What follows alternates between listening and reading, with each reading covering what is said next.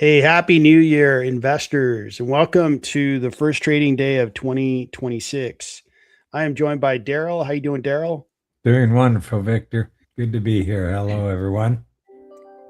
It is great to be here and start off the year. Take a look at the market. The market is getting off on a positive foot. It looks like the futures are going to open higher, or the market's going to open higher. And the only big story that I've heard out there is that China, here's a story here, like um, companies in China are doing quite well. Their manufacturing industries are growing. Their technology industries are growing. So all those things are positive. And maybe the US stocks are catching a bid because they're going to consume more of our technology, more of our semiconductors and so forth. But the Asia market is up. The Hong Kong Singapore index is 2.76% higher to get the year started. I don't know. These guys, were they open yesterday? Because this is Asia. They have like a different calendar, right? Let me Yeah, I take a don't know peek. if they were open yesterday. That's a good Let's question. see here. I don't think they were. Yeah, they were not. I guess they followed the US and European kind of calendar where first of the year it was closed.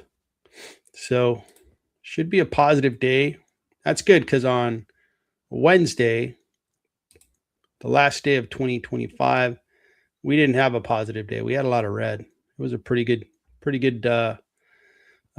sell off, and we'll see if we can get off on the right foot. Looks like Shadow Guy's on. Good morning, Shadow Guy. So the market where you're at still closed. And are you referring to the U.S. market or the European market? All right, great. So what we could do on this live stream is we have a couple of stocks that were requested, and then I wanted to look at some Chinese stocks since they are rallying quite a bit and kind of take a look at those. Looks like Herdo's on. Good morning, Herdo. Happy New Year. Good to see your name.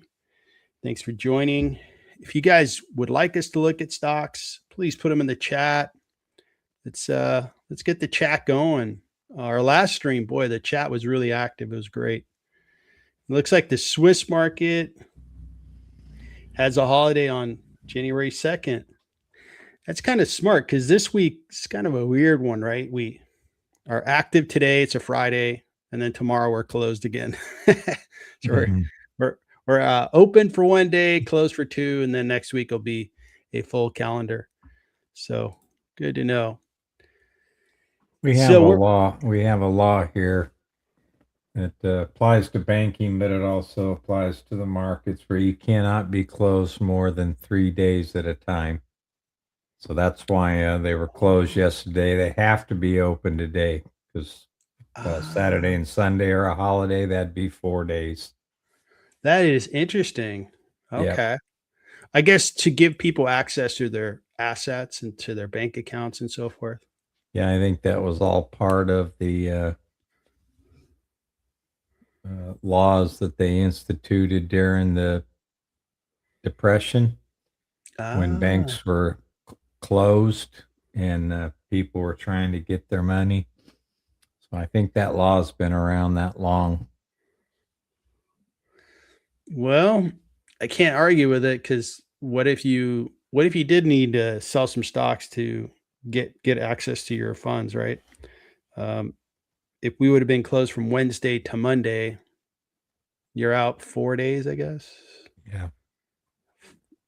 So maybe that is kind of a pinch for a lot of people. It's not a bad idea. Okay, so let's get rolling. We're gonna get rolling with a couple of Chinese stocks and a Chinese ETF. Things are really rallying over in China as well as Singapore. And Alibaba had a terrific 2025. It began to really sell off for the last couple months. It looks like today it's going to be up almost 4%. That's going to be a good day for Alibaba. It's a big cap stock, $327 billion in market cap. Revenue is $142 billion. Net income, I don't need to cover that. Forward PE is 19. When you think about Alibaba, it's a pretty strategic business, right? They have a very strong e-commerce business. And I happen to believe that they used Amazon as kind of inspiration at a minimum. And then they set up Alibaba in Asia to do a lot of the same things that Amazon does in the US and around the world, but principally in the US. And now Alibaba's into cloud. They do cloud infrastructure. I believe it's either the biggest or one of the biggest hyperscalers in Asia, which I think is a real advantage for them because there's a lot of big businesses in Asia. So the proximity of having Alibaba be your hyperscaler, the price competitiveness is there. So it's a very good business. And then they have a payment system, Alipay. So it's a very strong business. Now it's part of China, and China is a communist country, but it does, and I'm going to high level cover the geopolitical situation. Is they're a communist country, a socialist country, but they realize, hey, we can really ruin a good thing, which is if you allow businesses to grow and prosper, they employ people and all that good stuff. So it's not as free as maybe other countries like the US, but they still have a capitalist kind of, section of their whole country. And Alibaba plays in that particular space. The forecast for Alibaba. So we are in 2026 now. They have a fiscal year that ends March 31st. So we are operating in this fiscal year. So we have about a quarter left. They're supposed to grow at 6%, and then their growth is going to accelerate. So that's looking good. So this looks good. Their PE ratio is really going to drop. I don't think it's going to drop because I think their stock price is going to rise. And today is kind of a step in that direction, which is stock prices going up. So it'll keep its PE ratio a little higher. And when you compare Alibaba's PE to, let's say, Amazon's in the low 30s. These guys are currently in the low 20s. And that's about right. It could go up a little bit, but that's what you get in Chinese stocks. You get somewhat of a discount when you invest in China. Overall, it's a fantastic business, and we'll see how it does today. I have Alibaba valued.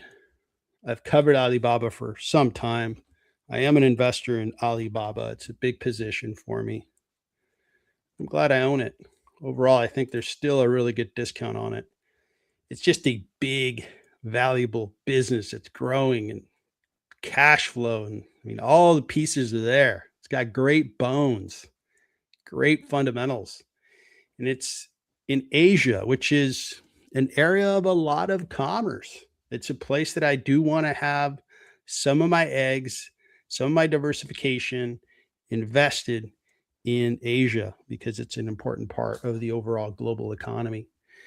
So Alibaba having a good day so far. Hopefully they stick the landing and are up more than 3% today.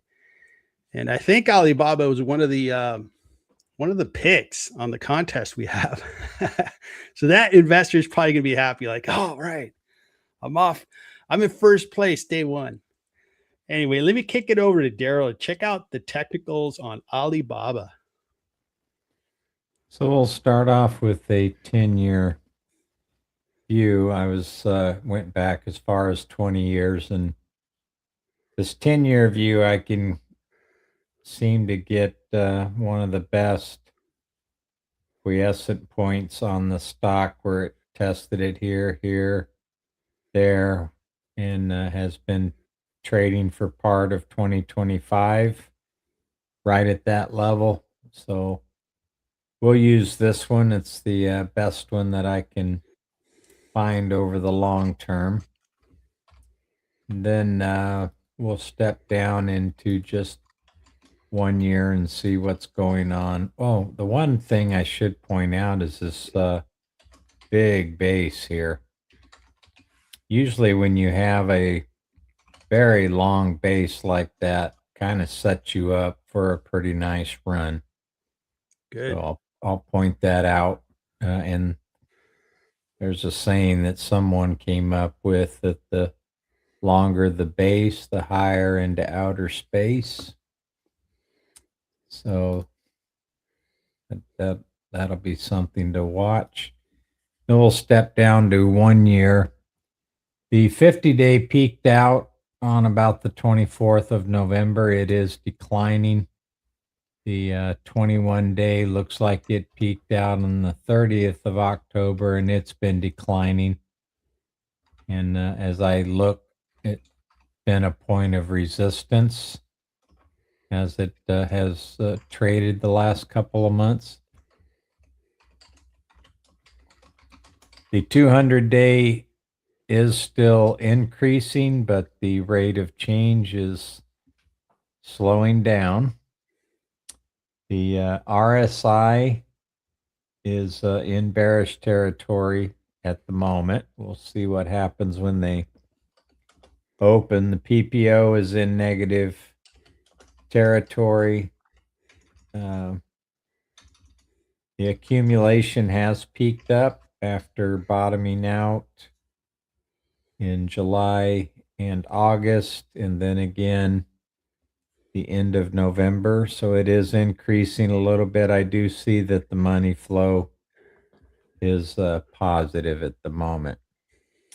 So this one's been on a short-term decline. Looks like they're going to be up about nearly 4% this morning. So this one may be one that we want to look at the end of close to the end of the show again, just to get a look at the chart and see what's going on. Yeah, you got it. And it looks like Elder T picked Alibaba's his stock that he thinks is going to do the best in 2026, and not a bad first day. It's like, hey, it's like a Major League Baseball season, right? You win the first game. Well, you still have another 161 games to go, but it's always good to win the first game. All right, so we are already getting a couple of requests, so I'm going to cover this ETF quickly, and then we're going to jump into a couple of stocks that have already been requested by Paul and Pink Vodka High. And great to have you. That's one of the new members. So good to have you. Thanks for requesting Grab. Okay, so I've been buying into this ETF. I've owned it, let's call it for a year. And I started to buy into it again. And the way I'm investing in China, right? China's more difficult because I'm over here in the US. Do I know that, like, for example, Xiaomi's come up on our live streams and conversations quite a bit. Really impressive company, awesome company. And I know JD came up earlier this week. BYD is really doing well with selling EVs around the world. So there's just a lot of good companies. And I don't want to end up having to track 6, 7, 8 companies in China. So I'm buying this ETF. I own Alibaba, but I also own this ETF. And I think it's a way that I'm going to invest further into Asia, China. And that's going to be my play early in 2026. Looks like we had a nice little pullback to end the year, but we're going to have a nice opening day. So good to see that this one is trading higher. And I don't know, can you chart ETFs, or should we just move on to the next stock? I'd like to show this one actually, Perfect. because it Let's take almost a look at the looks charts. like a carbon copy of BABA. Good. So yeah, it peaked out about the same time Alibaba did. It's forming the same base. And then when we go to the 1 year view, you can almost see the same kind of decline that it's been in, trading right around that 21-day at the moment. 200-day is increasing. It doesn't look like the rate of change is slowing down quite as much as it was with Alibaba. The RSI is in negative territory, as is the PPO, but the accumulation sure looks a lot better. It's at about a 52-week high. So money flow has been positive on this one for quite some time, despite the declining prices. So uh, if the economy and what have you changes in China and we start seeing those prices move up, this one could be a good play. We'll have to keep an eye on this one through the year. Thanks, Daryl. So, real quick on Google. Yeah, Paul, thanks for bringing this one up. Now, Google did do really well. I think one of the predictions that I expect is going to happen is that Google, in my opinion, will be the most valuable company in the stock market. But I, I think it was maybe I did say that by the end of 2025, but for sure, I'm thinking um, over the next year to 2 years, it's really going to challenge these two guys. It's knocking on their door. I mean, you see the momentum that it had last year. I keep that sentiment on Alphabet that it is a real strong business. It's set up really well. Now it's bid up in 2025, but just Google, every time I look at it, it's just as strong. It's like, man, it's just the structure of it, the fundamentals, the momentum. And I think it's going to be the most valuable stock on the market. And then Amazon is going to be number two. And maybe these two battle it out. These two end up tangling at the top. I think Nvidia is phenomenal, but it's kind of a one-trick pony. It's a semiconductor company, an awesome one, but it is a single trick pony. And Apple's kind of a single trick pony to me as well. They have their iPhone and the app store that's attached to it. They can't grow. It's not exciting. It's amazing they're a $4 trillion market cap company. And then Microsoft's a little too old school, I think, to compete with Google and Amazon. So we'll see how things sort themselves out at the top of the food chain. All right, so let's get into some stocks that were requested. We're going to start off with Paul's STRL. That's Sterling Infrastructure. Okay, let's get into the data center. Let's get all over the data center here. Sterling Infrastructure engages in the provision of e-infrastructure and transportation and building solutions in the United States. It operates through three segments: e-infrastructure solutions, transportation solutions, building solutions. So these guys are a construction company? Yeah, engineering construction. So they're probably booming. I imagine they're booming with all kinds of contracts of all these companies building out data centers. So they're probably going to be killing it. All right. And yeah, you're in the right place. Now they have transportation solutions is probably not booming, but this is probably what's booming for the company is the e-infrastructure. So the planning, the electrical. Okay. So looking at the stock, let's look at the 1 year, up 79.7. That's expected. Over the 5 year. Now, the construction companies have not been my favorite investments. Construction companies tend to be real good for a couple years and then they fade and their revenues go away. And these guys are benefiting from such a big build out of data centers. But once that slows down or competition comes, right? Because what keeps other construction companies from saying, oh, we could do that too. We can build, data centers, and we know electrical, we know cooling, we know all those things. And they go and compete against Sterling infrastructure. So there's no big barrier of entry into engineering construction. So they'll be seeing competition, and maybe the whole industry slows down. A PE ratio of 27, and I guess we're in 20. This is as of 2025. So this is for 2026. For an engineering construction company, I would not want to pay a 27 PE. That's too high. I'm willing to pay 18, but 27, way too high. So I would be careful with that PE ratio. So we have price targets of 32% above its current stock price. And it's got good revenue growth, but not incredible. It's just okay. And let's take a look at the quarterly. So it's picking up some momentum, but even as recent as Q1 in 2025, you see a contraction there. So it's been bid up, but it's not experiencing really rapid growth. The growth has been okay. All right, so their net income has expanded. They're making more money. Okay, free cash flow is expanding. That looks good. And you see these gross margins. This is engineering construction, right? They can't have these big margins. They have to be competitive, or the customer will select another construction company. They usually have multiple bids on a construction project, and they have to come in competitive on price.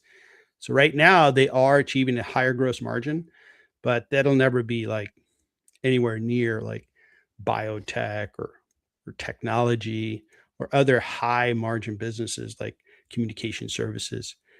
And you see that historically, it's a very low profit business, and they will probably benefit for a while. I don't know if it's a year, 2 years, 3 years, but eventually they will come back down to what they have historically achieved. So this one here for me, I could tell you this one would be a pass for me.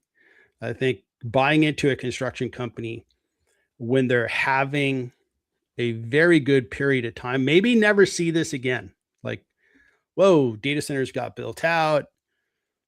Competition is going to enter the market. Will they ever see this kind of growth again?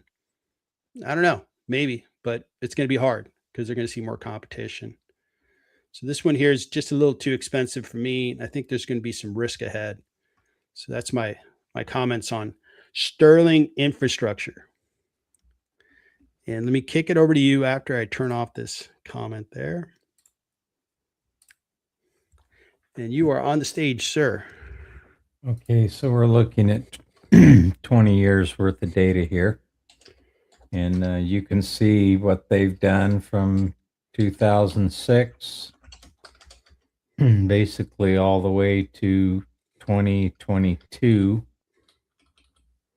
Pretty much the same spot. And then we see the acceleration in pricing due to the AI. I think this is about where OpenAI put the first large language model into play.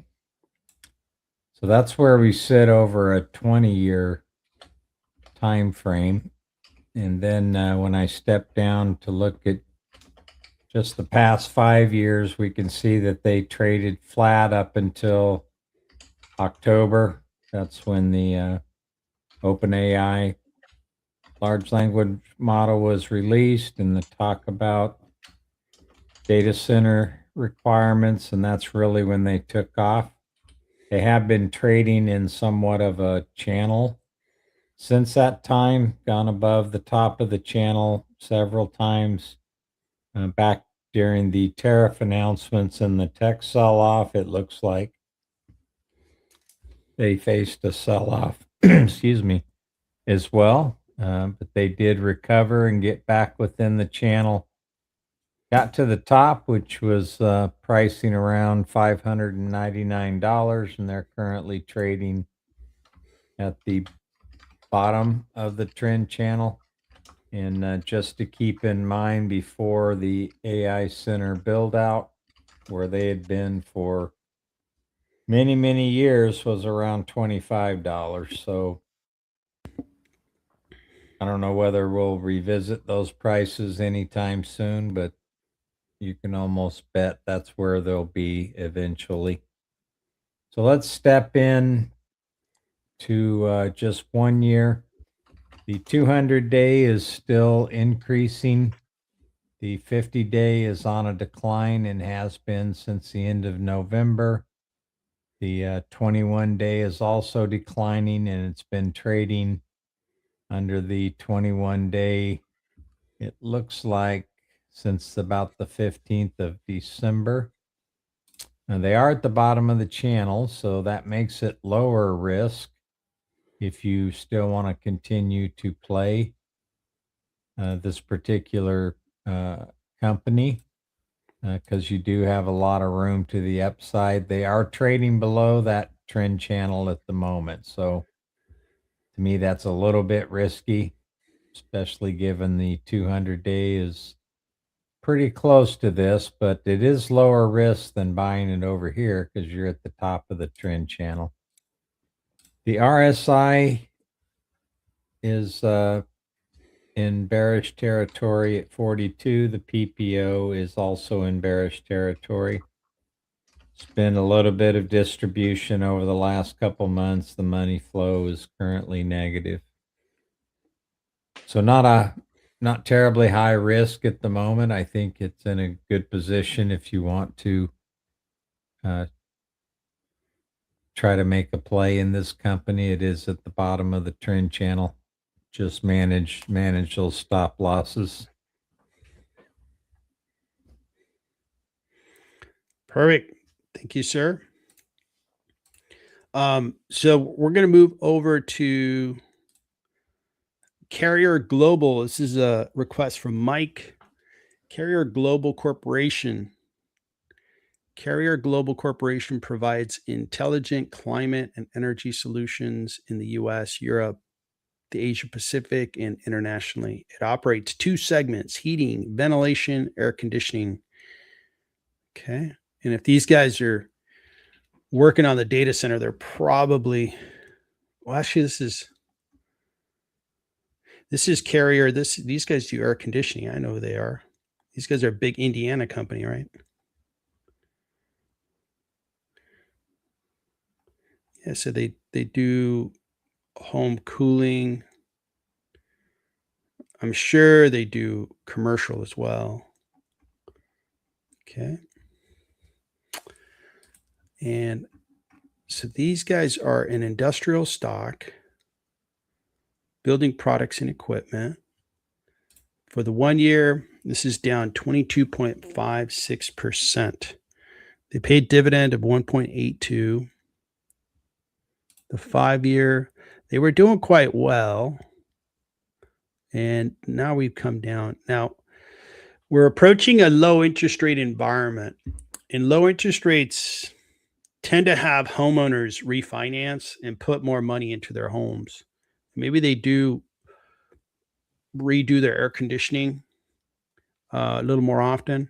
I know I had to replace my air conditioner this past summer. We had a pretty hot day, and the unit we had gave out, but it was older than 20 years. It was like 20, that point, it was probably 20, 22 years old. So we got enough use out of it, and we've got a brand new one. I don't think we went with a Carrier unit. But I think with lower interest rates, that should help Carrier. Any kind of construction, home improvement is probably going to do better in 2026 due to lower interest rates. This is a $44.5 billion market cap company. Forward P of 19, and analysts think there's a big discount. So looking at their forecast, 12 analysts are putting in their price targets. So they're expected to see some growth in 2026 and some more growth in 27 and then 28. Their P ratio is really going to drop because their profitability is expanding. That looks really good. I think there's going to be a lot of good news around Carrier, around their earnings. And not a bad idea. This is low PE stock in industrials.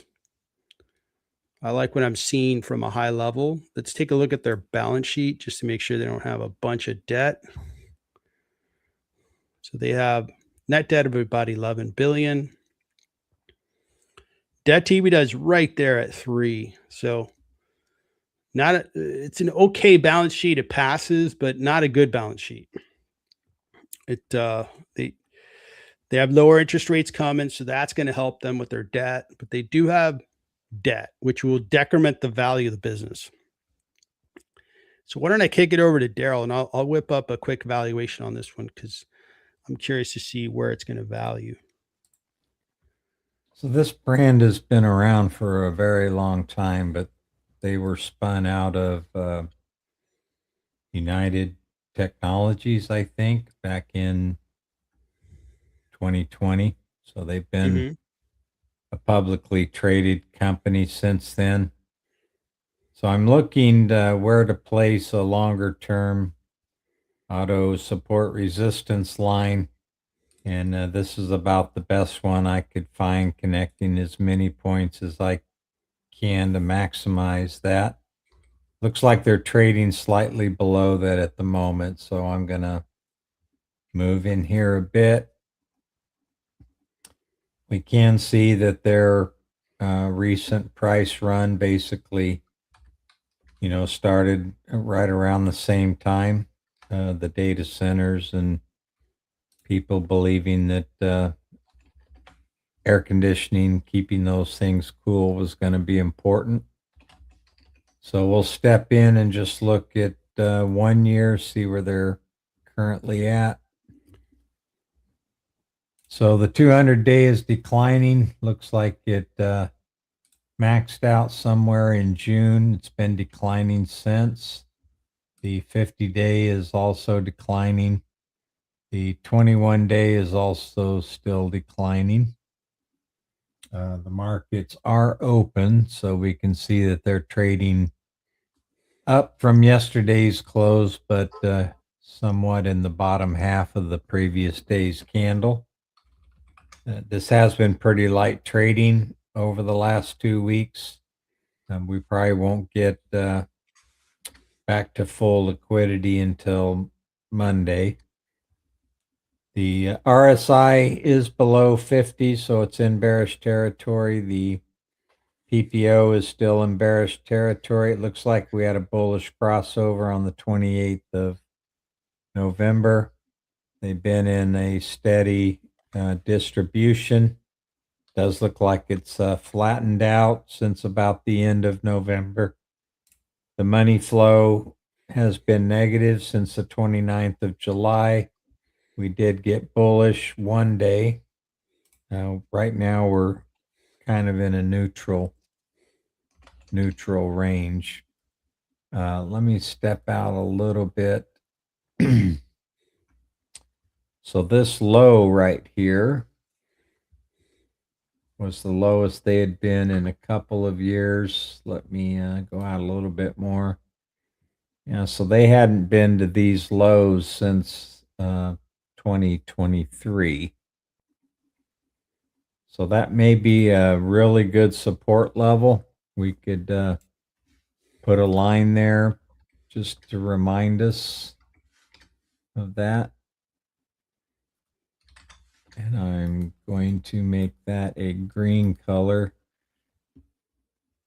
That's what I typically use for support. So I'm just going to draw a line there, make it horizontal and dotted. So that'll be a good support level to watch. And then if we're looking for resistance levels, They had a big gap down here. I see a few smaller gaps, but I would put a resistance level probably right around that candle there. So let me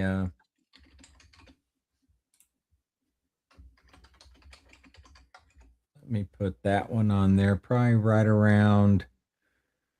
They sold off, they come up and peaked and really started to sell off. So I'm going to put it about right there.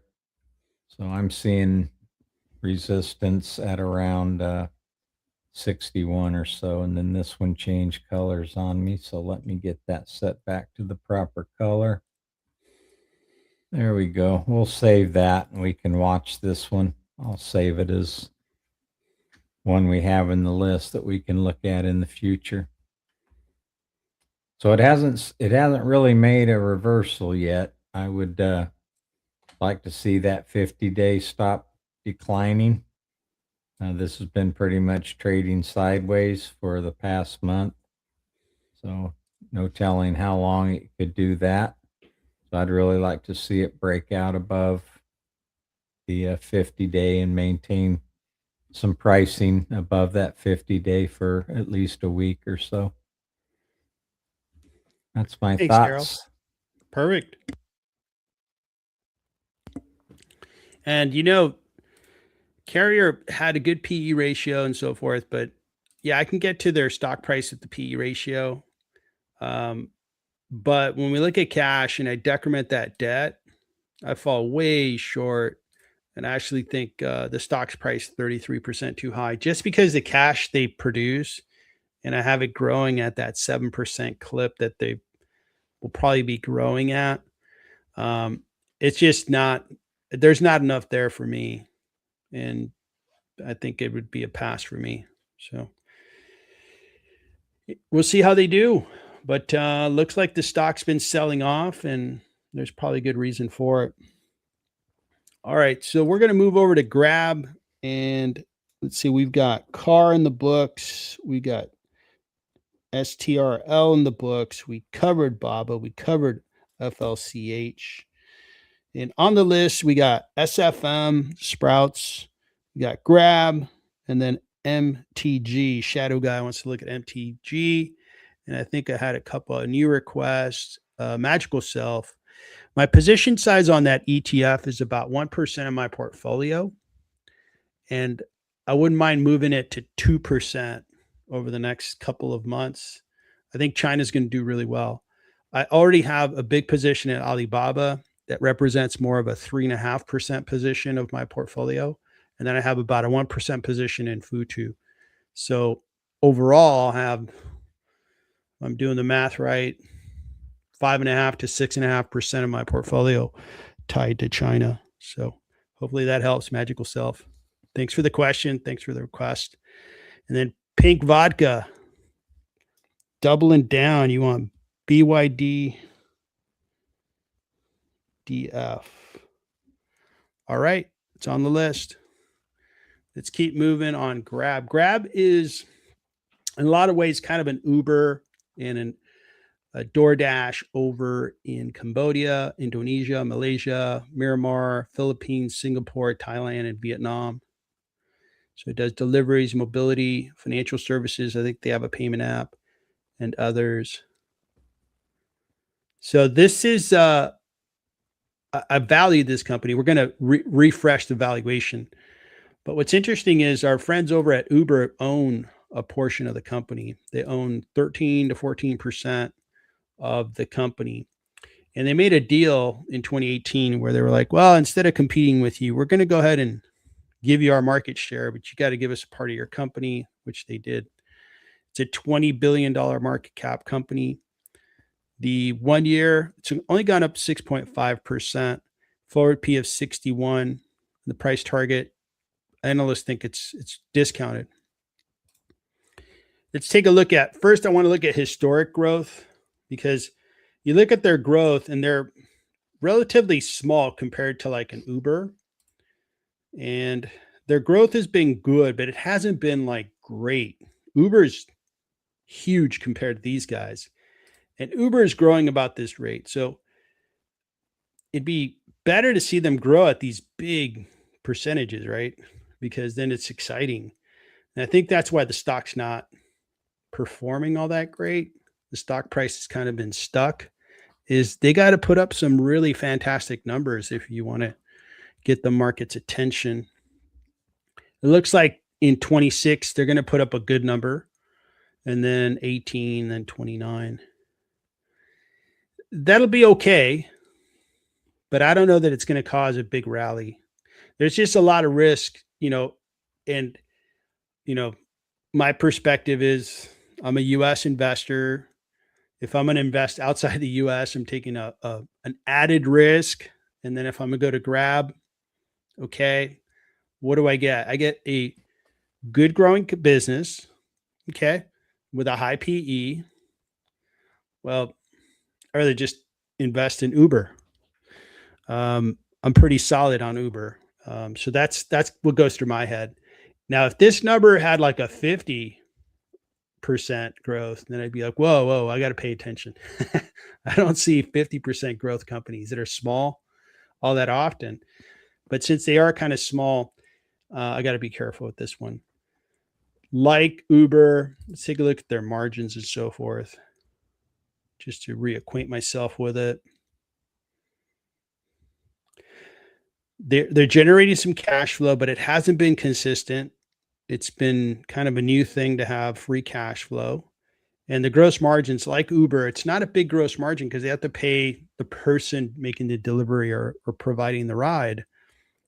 No problem, because it's a low capital intensive business. So they're going to have kind of a lower gross margins and profit margins for a reason. So I'm going to update my valuation of Grab.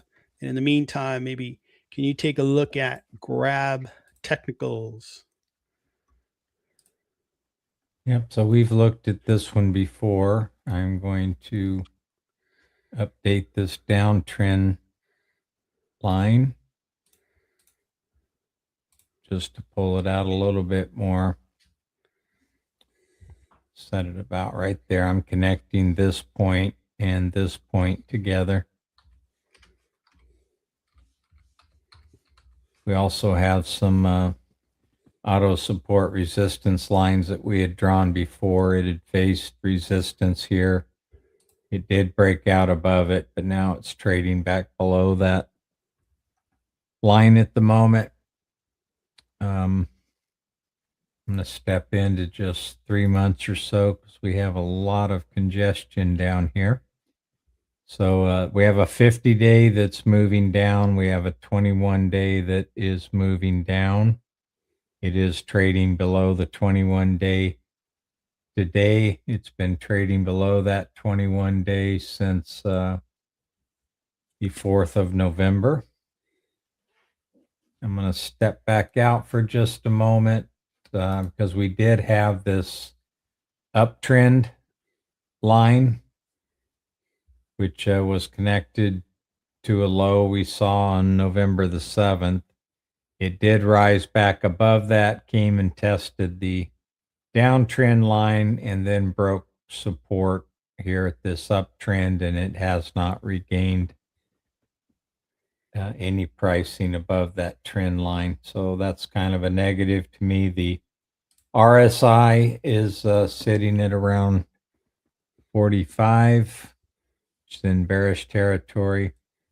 The PPO is in bearish territory. We actually had a sell signal on the PPO back on the 29th of September, and we really have not gained another buy signal since.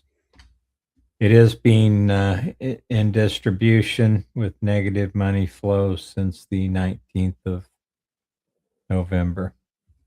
It also has another support line down around 383. And based on what I'm seeing here, it may be sometime in the middle of the year, but it could actually test that line again.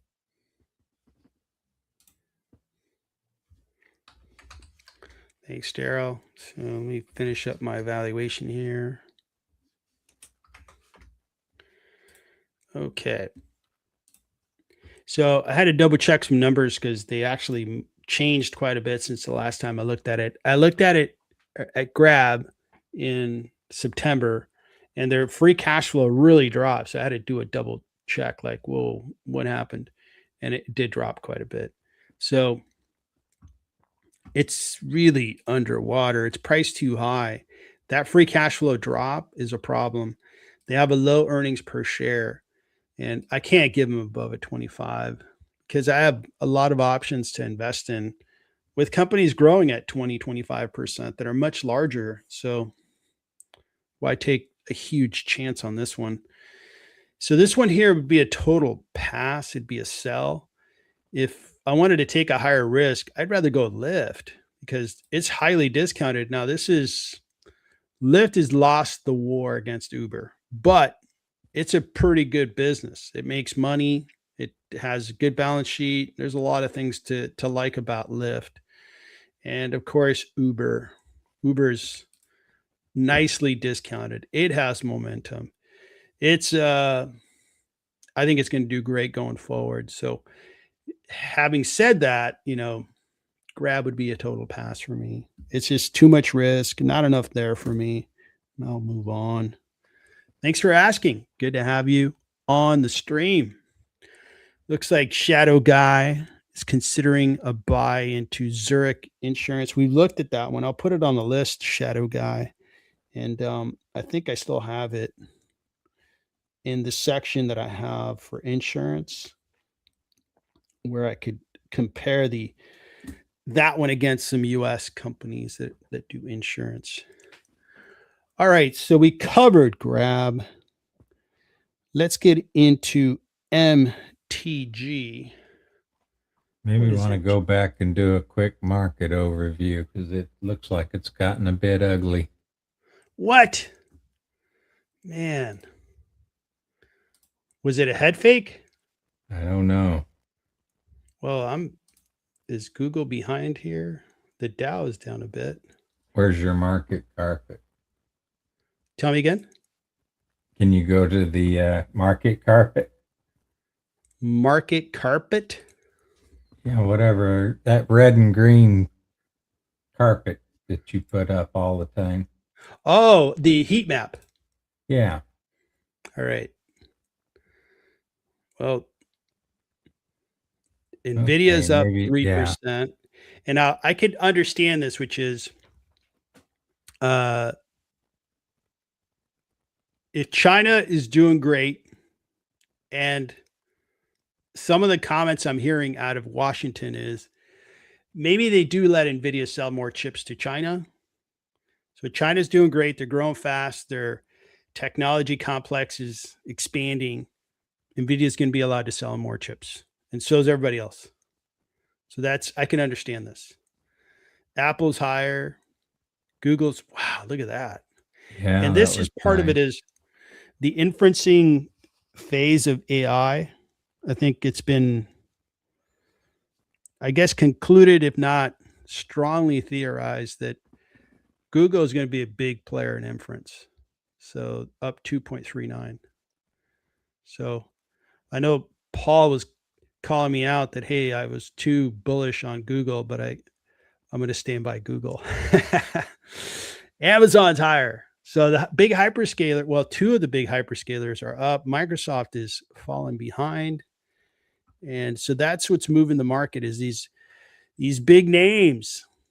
Does that sound familiar? Hasn't this been the story for 3 consecutive years? Is it going to be 4? Maybe. And industrials, looks like GE is going to do well today. GEV. AppLovin's under pressure. I will gladly buy some shares. Healthcare under pressure. Biotech's a little green. Walmart picking up a bid. Costco's under a little pressure. Energy had a good week, but I think it's given up some of its gains. All right. So the big stocks are making it happen today, as well as semiconductor. The semiconductor equipment and materials are up. Micron is up big. AMD. And I think there was there was some new Chinese semiconductor plant opened or something. I did catch a story. It was yesterday. I was a little offline, just doing stuff with my family, and but I thought I saw a story where there was some big foundry started in China that's going to do memory. Okay, so that's what's going on the heat map. It looks like the Dow is underwater, but the Nasdaq, thanks to Nvidia, all the other usual suspects, is trading higher. Okay. All right, so let's move on to MTG.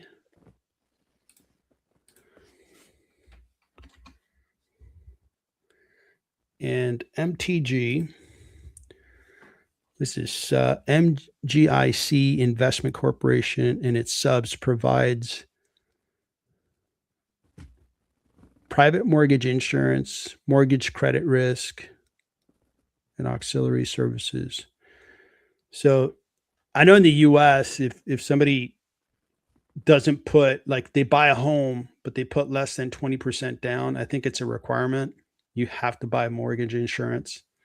And if you have 20% equity or higher, you could, on the loan to value ratio, when you get the loan, you don't have to have mortgage insurance.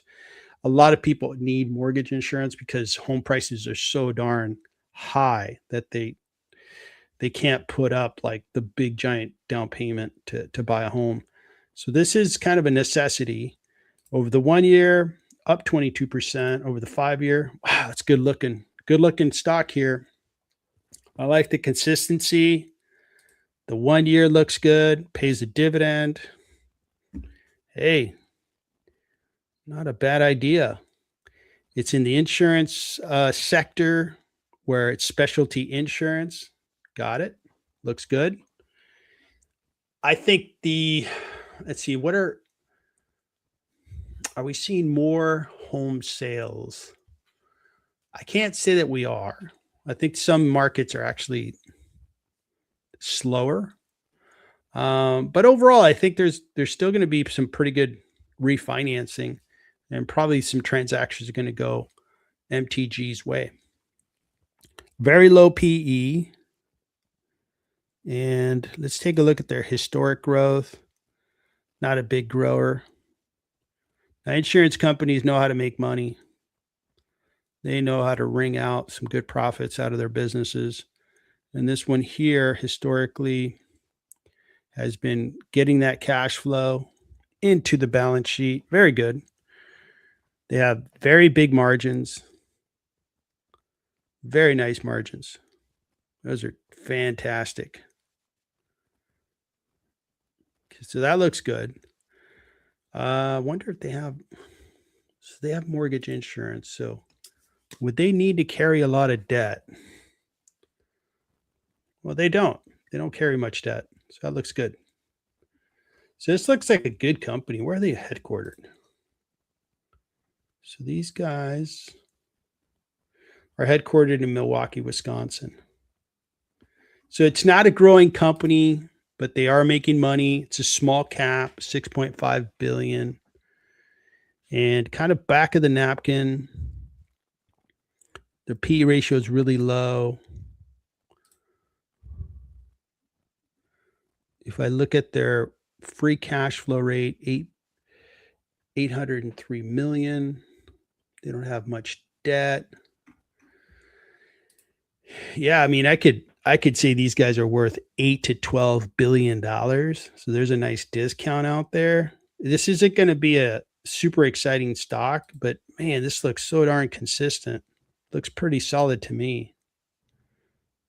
Let me kick it over to Daryl, see what he thinks. Yeah, kind of seeing the same thing that you did. So as we start getting into the higher priced homes, higher interest rates, that we did see the takeoff in this one. looks like they're dropping the last 2 days, but remember, we do have pretty light volume. This one has been pretty much trading at its average volume, which is not very many, 1.6 million shares a day. So pretty low volume in the big scheme of things. Trading below a 20-day that is flattened out. The 50-day is increasing. The 200-day is decreasing. They came down and touched the 200-day moving average in July. They've traded below the 50-day quite often. If I were going to enter this one, I would wait for at least another 50-day test. Maybe enter a smaller position and even kind of wait for a 200-day test. The RSI is at 49, so it is moving into bearish territory after getting nearly overbought on the 18th of December. We do have a sell signal on the PPO, but it is in bullish territory. Money flow was bullish. Looks like it's still bullish, but barely. If it moves down into the neutral territory, that just gives more confidence in waiting for a 50-day or even a 200-day if you want to be more conservative. Yeah, that stock has done really well over the last 5 years. Good to see some stocks out there that are nice and smooth and real predictable. So let me catch up on chat, and then we're going to get into Sprouts Farmers Market. And then Paul, looks like Micron's been doing great. I have my concerns around Micron, but those are just me, and I don't like their margins. And I think they are in a commodity microprocessor business, or they do memory, and they're not the biggest, by the way. Samsung's bigger, and then Hynix is bigger. That market can get competitive, and they can go from great to bad real fast. We'll see what happens. And then Daryl, anything Meta trade wise? I'll put Meta. Yeah, I bought a couple shares on Wednesday, and I have 2 losing long calls at the moment. So today I thought I was going to be out of the woods on Meta, and we went from being up $3 to down $3, but it is recovering at the moment. So I'll keep watching those calls and see what to do with those. Thank you, sir. Looks like Ricardo made it to the stream and wants to look at SII and then Webull, symbol bull. We'll take a look at both. Take a look at them. They are on the list. And Mike, I put Adobe on the list. We'll take a look at Adobe in a bit. All right. So Sprouts Farmers Market is a grocery store. They have been growing nicely for a while. This thing was going up nicely. Look at that. I was just eating my heart out because I own Kroger, and this one just took off. Now, I'm careful around grocery because they don't make a lot of money, right? You don't make a lot of money when you're selling food. And then these guys just, kind of fell off. They've haven't recovered since mid 2025. Will the future look even better? Let's take a look. So $7.76 billion market cap, revenues of 8.65. And just the competitive picture for Sprouts is pretty tough. Sprouts reminds me of Trader Joe's. We have a lot of Trader Joe's in California, and I think they're nationwide. And they also compete against Whole Foods, Amazon. They compete against Kroger, Albertsons. So they have plenty of competition. But the way that they lay out their stores, smaller footprint like a Trader Joe's, and they have things people like. People can go there, grab something. It's almost like you grab something that's either nearly ready to eat, or you take it home and you can quickly cook it, or it's like healthy snack food. Their forward P is 14.4. Analysts are like, hey, this is highly discounted. I think the analysts are probably looking at their rear view mirror too much, going, well, I should go back to $173 a share. Well, maybe, but maybe you look forward and see what the heck they're going to do going forward and observe their competition. They are growing nicely. This is better growth than Kroger and Albertsons. They are expanding profits. That looks really good. So those two look good, and the P ratio looks good. It's dropping. Are they going to catch a nice, rally in 26? Well, they don't pay a dividend yet.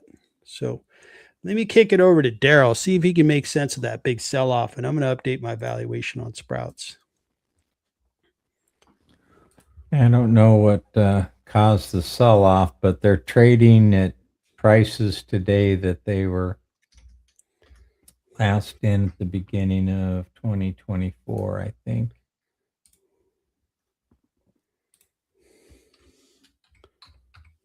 The middle of 2024.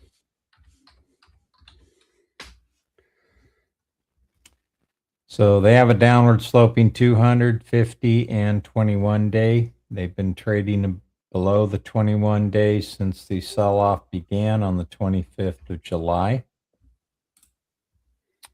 That's also when the PPO went into bearish territory.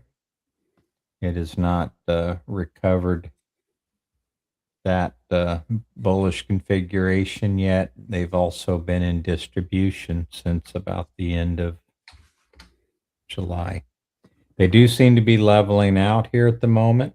So if I were to enter here, I would just watch my stop loss levels pretty close in case my thesis was incorrect and they start another downtrend. But if you feel that it can recover, it wouldn't be a bad place to buy it because they are trading sideways, meaning the 21 day will probably start curving back around here before too much longer.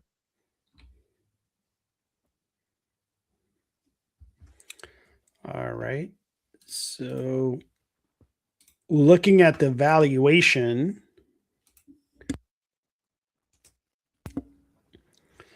Sprouts has a nice discount of 34%. Now, that doesn't compel me to buy the stock because I'm already in Kroger. I still fear the competition.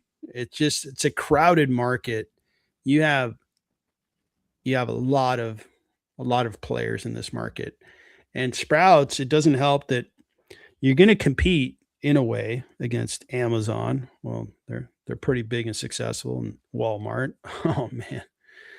And then Kroger has been really good for a long time. So for me, I wouldn't buy into Sprouts, but I could see that maybe they catch the investors' attention again, and it comes back to where it's been in the past. Maybe it just goes up to $120 per share, but that would be a really nice reward for investors. It's not the investment for me because I'm already good with Kroger. I already own Amazon, so I guess I'm in the grocery business through Amazon as well. And I'm buying into Target, which is, the grocery business. Sprouts is pure play grocery, but like Target, they didn't have groceries 10 years ago. Now it's pretty good part of their business. And I would say that it's working because it's the consumer finds the convenience of, hey, I'm going to go and get some paper towels. Maybe you ran out of coffee and get some fruit, get some bananas and some eggs. And you have a couple other things, like maybe you go by and you get your son or daughter some clothing because they need something. So that kind of convenience, I think, goes pretty far. So I'm not going to invest in Sprouts. It wouldn't be one that I just feel confident enough about. I think there's better options for me. Thanks for asking, Mike. Looks like Sprouts has had too interesting of a last couple years. Somebody's talking about Alibaba in the chat. So let's revisit Alibaba real quick. All right. All right. I think I could just, after this stream, I might just call it a day. 5% higher. Beautiful. This is a good size position in my portfolio. It did really well last year. It's having a good day today. I think it's going to do fantastic going forward. So go Alibaba. Keep going. All right. Let's take a look at, I think from here, we're going to hit BYDDF.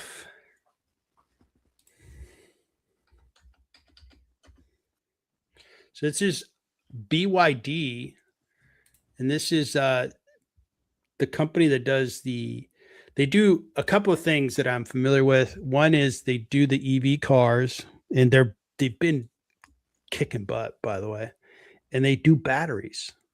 And the way, at least we bought an EV, and the battery, so we bought a Honda, and the battery and brake system was made in China, and then the motor was made in Korea, and then it was assembled. So made it to the dealership. And a lot of these batteries that are going into EVs, you wouldn't know it because the same platform that our car is built on is what Chevy uses. Chevy, Honda, I can't name any other company, but Chevy's selling that platform quite a bit. Well, when they're selling a lot of BYD in their cars. That's the equipment manufacturer. So this is a $122 billion market cap company now, right? So USD, yep. And the revenue is almost 1-to-1, forward P of 19. This isn't a bad idea. Dividend of 4.4. Man, that looks good. Up 10%, but for a while, this thing was rocking. And it's been on a decline. Man, looking forward to seeing your comments on this, Daryl. Because look at that. Man, this stock's been a hard one to figure out. Like we just saw that beautiful chart in was it MTG? Just kind of, just gracefully up and to the right. Okay. Hey, it's nice to have a stock like that. It doesn't give you a heart attack. This one, it's had moments when it goes from $7.50 to $20. So you're like, wow, I mean, this is great. I'm so glad I own it. And then bam, from $20 to $12. Oh, this thing's going to give me an ulcer. So this one here is really hard to predict. Now, I don't like the car business just because of the profitability. And let's take a look at the profits here. So they went into negative cash after having a nice run of being in positive cash flow. But this is what I dislike about this industry is the gross margins are so low. It puts a low ceiling on the company. It's like, okay, we can never be a super profitable company.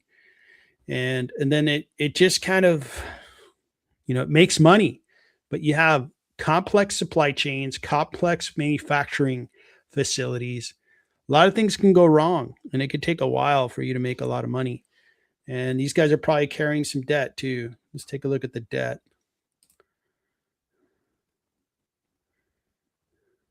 Not too bad. They have more cash than debt. So good job, BYD.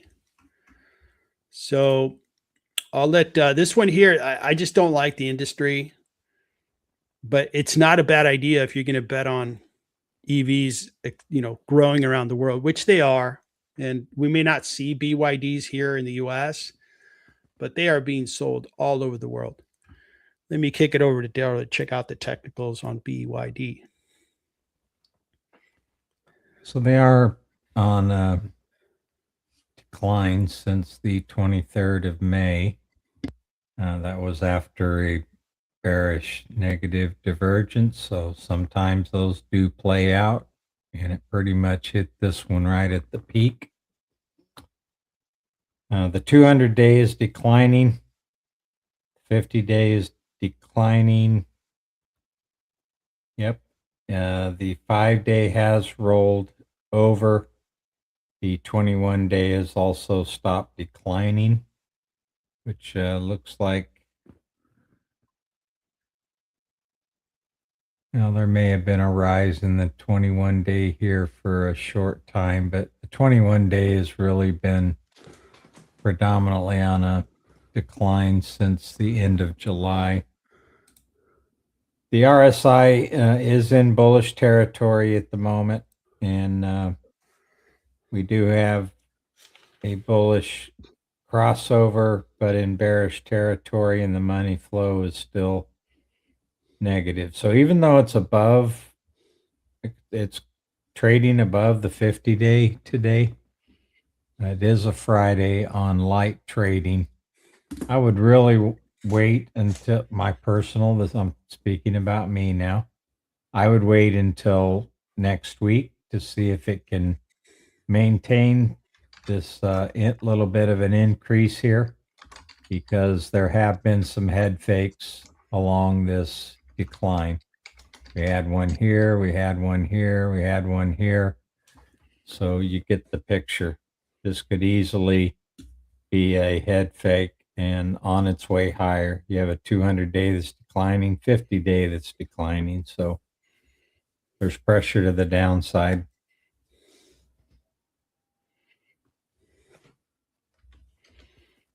Thanks, Daryl. So let's see here. So we're going to move over to Zurich Insurance Group.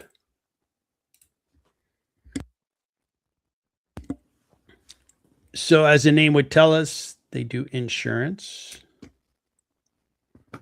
They provide their services in Europe, Middle East, Africa, North America, Latin America, and Asia. So global company. Okay. 60,000 employees. Oof.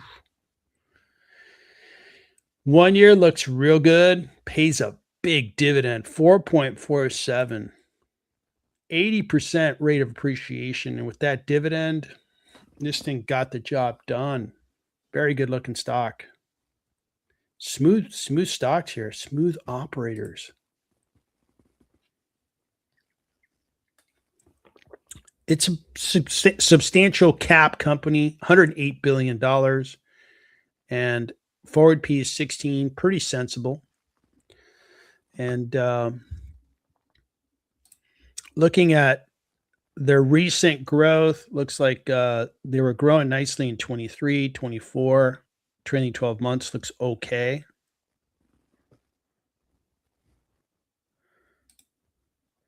And that's as far as I can go there. We don't get forecast data on international stocks, but I do have Zurich. I'm pretty sure I have Zurich in my valuations here. So let's take a look at here.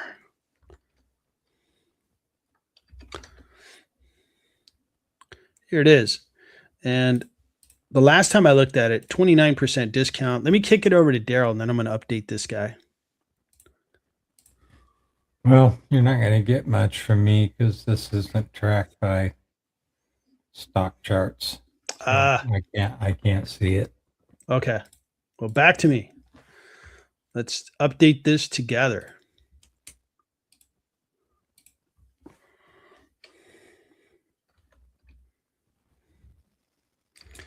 And I'm looking at a screen that you guys can't see, but just so that I could update the numbers.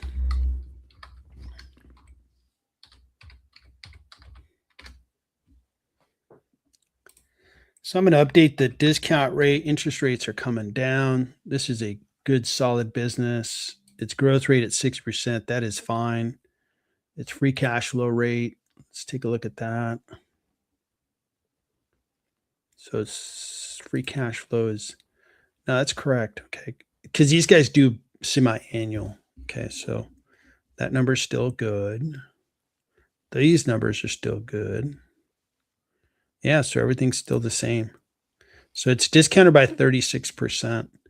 Now, Zurich, if you're in Switzerland or in Europe and you're very comfortable and familiar with this company, there you are. You got a pretty nice looking stock there. Now, I'm in Allstate, and when we look at insurance, I got a pretty good string of insurance companies. And the one that I like the most is Allstate because of its PE ratio, and its price to book is getting a little expensive, but it's better than others. Like Progressive is a little expensive. Now Zurich, I thought I had Zurich in here. Nope, don't have it. So let's take a look at, so the P ratio for Zurich, it would land kind of middle of the pack. Its price to book, let's take a look at that. And then return on equity. So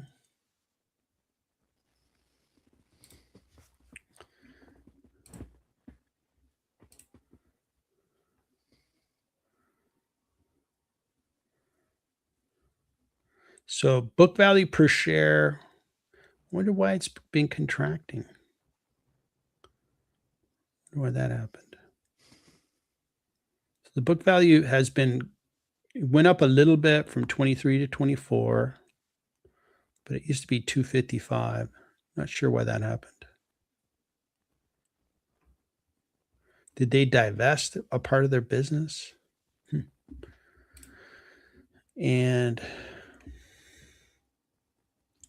price to book of 4. That's pretty expensive. That's much more expensive than Allstate. It's up there with Progressive. It's actually more expensive than Progressive. Its P ratios for the forward P's, middle of the pack, but not near the front. So yeah, that's Zurich. It's had a good 5-year run, assuming, and I assume they know how to manage their business. These insurance companies are smart. It'll continue to probably perform well, but it's not going to be a high flyer. It did really well for the 1 year. So that is Zurich. So the shadow guy did point me to a symbol for stock charts to get to Zurich, if you want to take a look at it real quick. So they had a different symbol than the one that you mentioned. So they do have it in here. So it's trading above an upward sloping 21-day, 50-day, and 200-day. It has tested the 200-day as recently as the 4th of November and the 20th of November. Traded pretty much sideways from August all the way until this breakout. I don't know what's driving this breakout at the moment, but I wouldn't feel comfortable with this one until it got back down to the 50 or the 200 to pick up shares. Well, we do have very close to getting a bearish crossover or a sell signal on the PPO.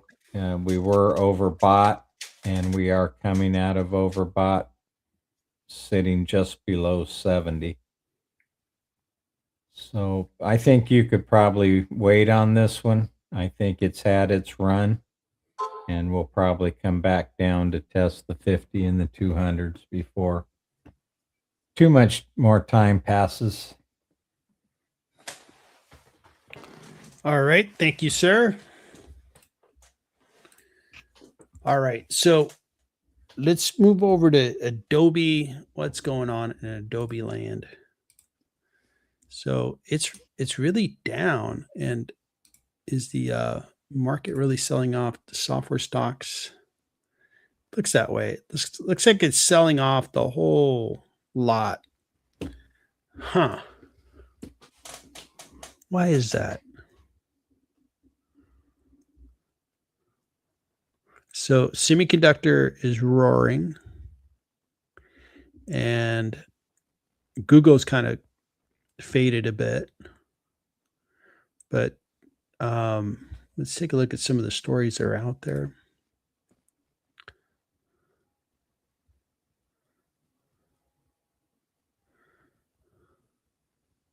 Yeah, for me, this is a buying opportunity. I'm going to buy Adobe today. So the valuation is really good on Adobe. It's priced really well. It's growing. it's a weird day to see the market sell off software, although it's been doing that for a couple of years, so it's not totally unusual. But boy, semiconductor really picked itself up today. I wonder what ALAB is doing today. It's probably up a lot. Yep, 6.3%. Good. Okay, so Adobe, it's discounted. I can pop the valuation real quick, and it's growing. It's I think it's going to be a good stock this year. Discounted by 53%. I'll buy some more shares today. All right, Meta, and I think you answered the question on Meta, right? Yep. There was a question around, is there a trade out there for Meta? It's under some pressure. I think it's going to do well this year. It's been, the price has been reduced. They course corrected on the CapEx. They've announced that, hey, we're not going to spend as much. And I'm willing to bet that the earnings in 2026 are going to be solid for Meta. This is going to be a good performing mega cap. So that's where I sit with Meta. Ricardo wanted to look at SII. That's Sprott. Never heard of this company. Have you ever heard of Sprott? I've heard the name, but I have no idea what they do. Well, they're making investors wealthy. Sprott is a publicly owned asset management holding company. Through its subsidiaries, the firm provides asset management, portfolio management, wealth management, fund management, administrative, and consulting services. Why are they going up so much?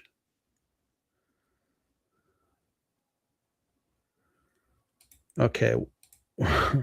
So I thought they were financials.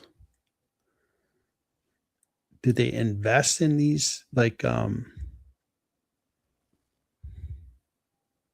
so Sprott is a global asset manager focused on precious metals, critical material investments.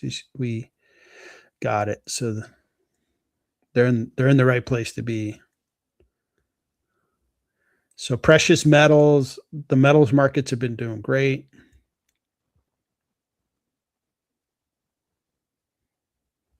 Okay. So they're in uranium, gold, silver.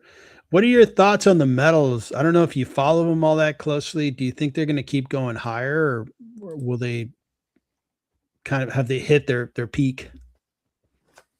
I don't really have an opinion. I don't follow them. All I see is headlines. So it's not something I have an opinion on. Yeah, I don't have a strong opinion either. I know that they've been going up, and obviously this stock's really flourished as a result. And it really follows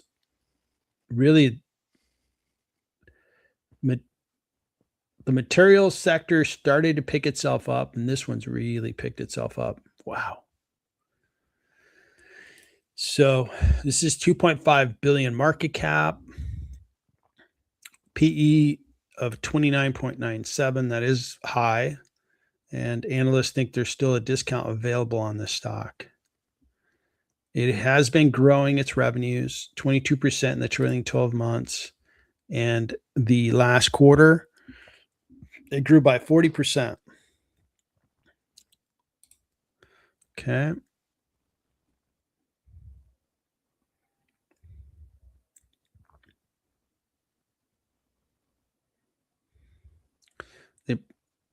They produce free cash flow, and their gross margin 42%, profit margin 23%. So it's having a very good year operationally, and the stock price is flourishing.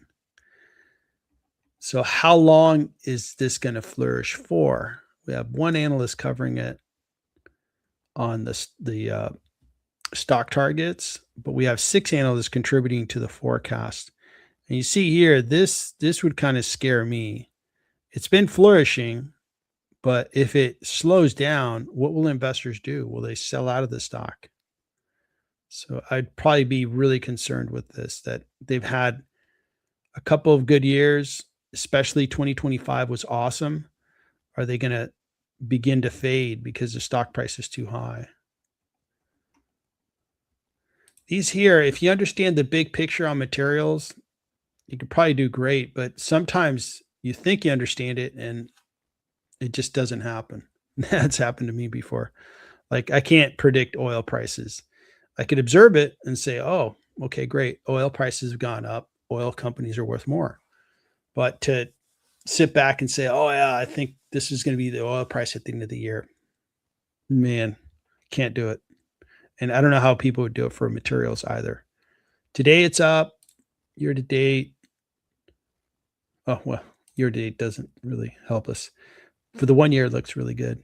So very interesting stock. All right, let me check in on the market. Looks like the S&P is even now. Whoa, what's going on? Did the market pump the brakes? Yeah, it's pumping the brakes here, and then we're seeing more green over here. Wow, look at all this red software. Software is being thrown out. We don't need software anymore. Man, that is a pretty vicious sell-off in software. Okay. And we still have a rally in semiconductor. Now the industrials are kind of joining the party. Seeing some green in utilities, energy. What a wild day. Did oil prices go up? No.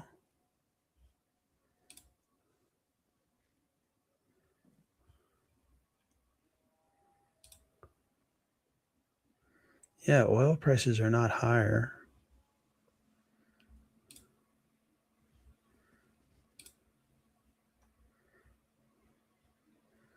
But the energy companies are catching a bid. Okay. We'll see where things land today. Things are going all over the place. All right, it's just day one. No big deal. All right, so let's keep rolling here. Looks like we got our first super chat of the year. Looks like Maris Cruz. You'd like to look at MILDEF Group AB. Thanks for the super chat. Let's take a look and see if we can find that stock. So that's MILDEF Group AB. So this is it right here. So do you have a sense of which one I should go with here? STO. So this is where are these guys headquartered? So okay, I think I'm going to be good here. So this is NASDAQ Stockholm. Okay. All right, let's take a look. So this is going to be in the SEK currency.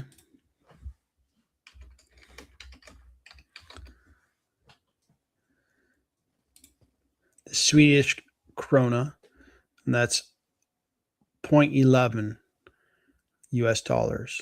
Okay.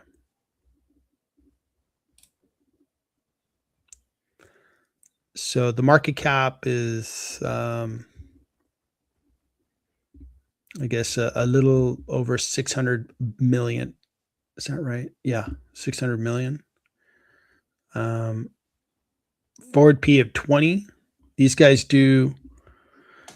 MILDEF Group, together with its subsidiaries, develops, manufactures, and sells rugged IT solutions in Sweden, Norway, Finland, Denmark, United Kingdom, Germany, Switzerland, and the US, and Australia. The company offers rack mount IT equipment, rugged computers, KVM, switches, routers, power distribution. Okay. So they're in aerospace and defense industrials. Interesting.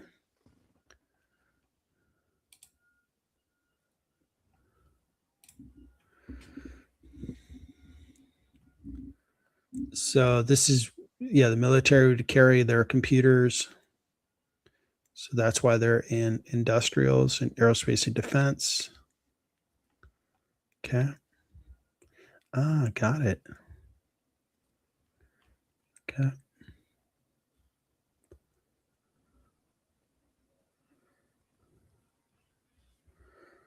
Okay, so got a handle of their business. The 1 year, this stock has not performed. The 5 year, it had a real big boom back when we were seeing a lot of aerospace companies get a lot of investment with the expectation that a lot of countries are going to have to spend more on aerospace and defense. Very logical conclusion there. But ever since hitting their peak, which was in the springtime of 25, it's come down. It's come down quite a bit. Over the 1 month, it's down, but it really went down a lot. From the peak of 280 to 120, that's what, 55, 60% depreciation. They have grown nicely in the trailing 12 months. The quarterly looks fantastic. Why is the market selling it off when it's growing that fast? Okay, and did they do quarterly? Yep.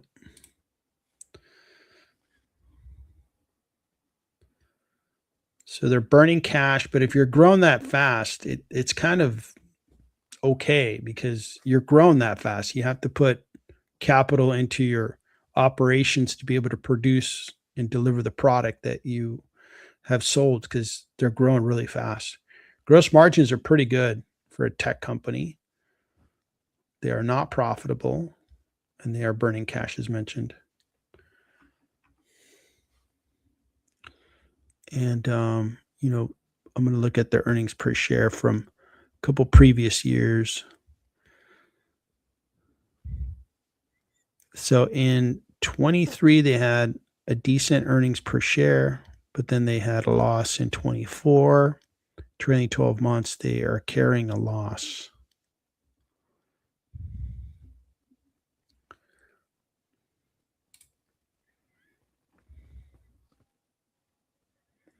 So here's their statement of cash flows. So they have operating cash flow in the last full year. So what's going on with their cash? How come their cash is non-existent? This is, I mean, the change in net operating assets, that makes sense because if you're going to grow at like 100%, you're going to have to expand your operation. Okay, that makes sense. So that's kind of excusable. They did have operating cash flow, then they had CapEx here. So this would probably be more of a good number to use is 2024's number before they started to grow really fast. So that's 130 there.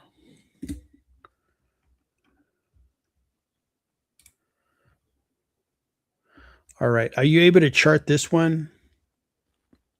I can do it in stock analysis, not on stock charts.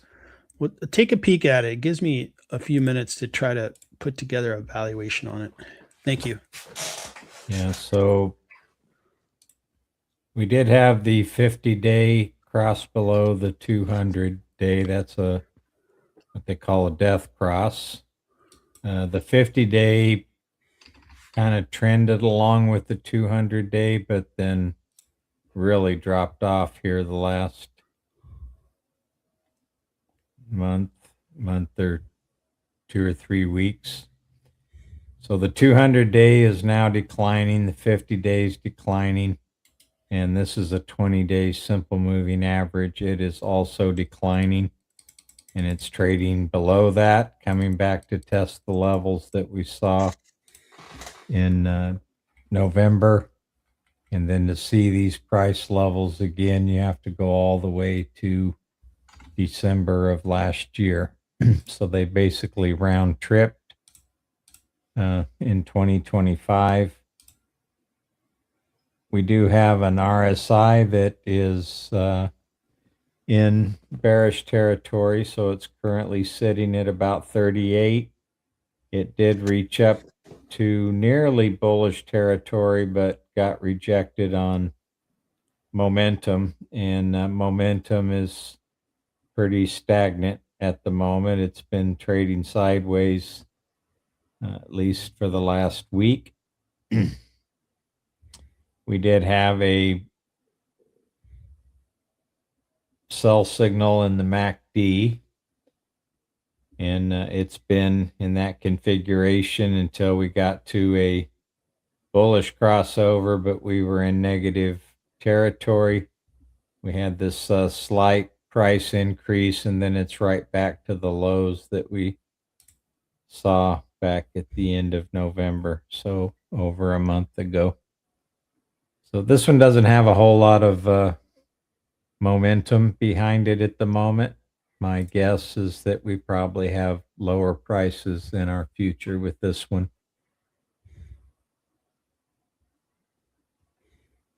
Even after that big sell-off, that's your expectation? Yep. Okay. So this one's tricky. So I'm going to try to get us to a good valuation generally there. So I'm dealing with the currency difference, and I'm going to have to kind of create some numbers on solid like estimates. And let me catch up to where I'm at here. So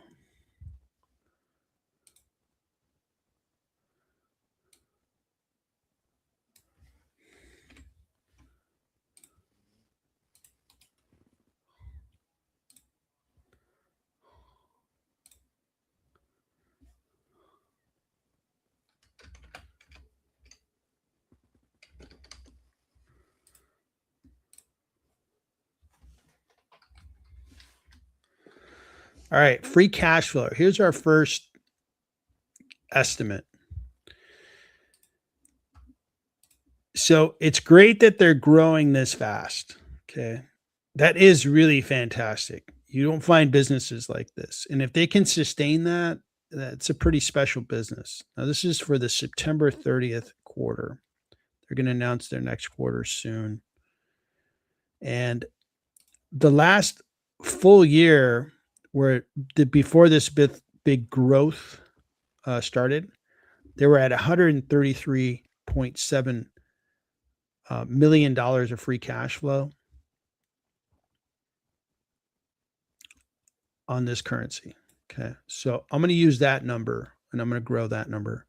And the reason for it is the current year, you're having to spend so much cash just keeping up with a business that's growing at 100% for the quarter.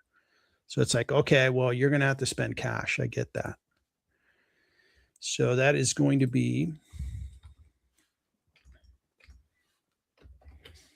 $130 million times 0.11. So they're growing fast. How sustainable is that growth going to be? I don't know. So I'm going to have a couple growth rates here.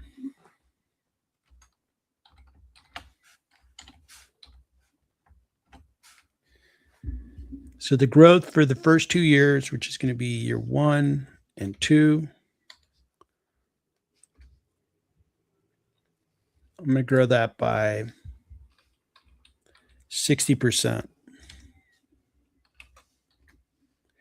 And then growth 3 to 4, 30%. It's about okay. We'll go 4% there. So here we're going to grow this by 60%. This already has this number in there, so I want to change that to this number.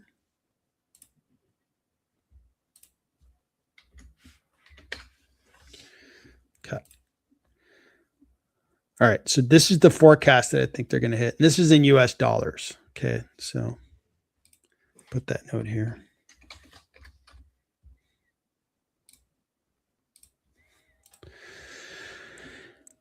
Okay, so that's the intrinsic value is 1 billion.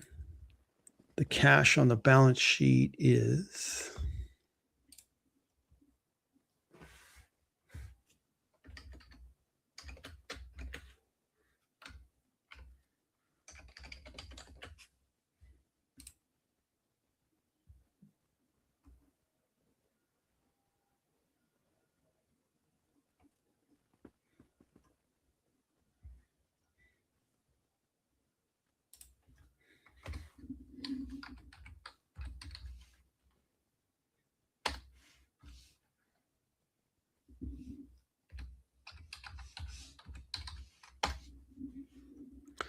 man, I'm not getting anywhere near that. Well, let me double check a couple of things here. So usually the shares outstanding are wrong on international stocks.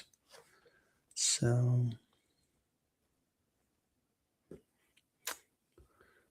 47.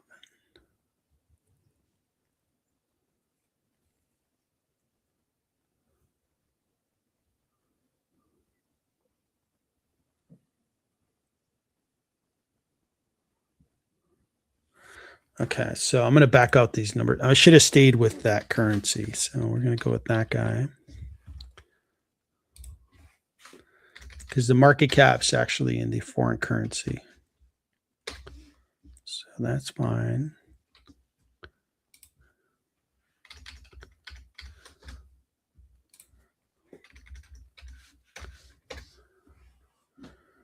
Okay, so this is in this currency. Okay, so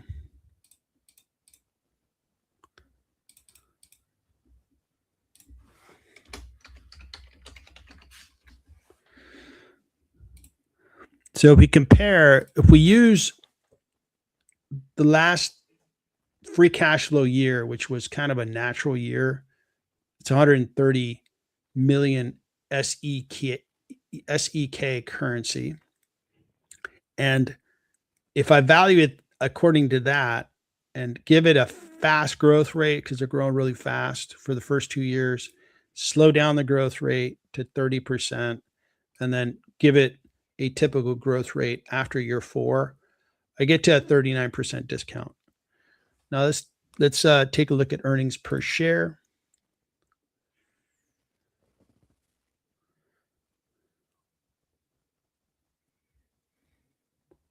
And they lost money in 2024.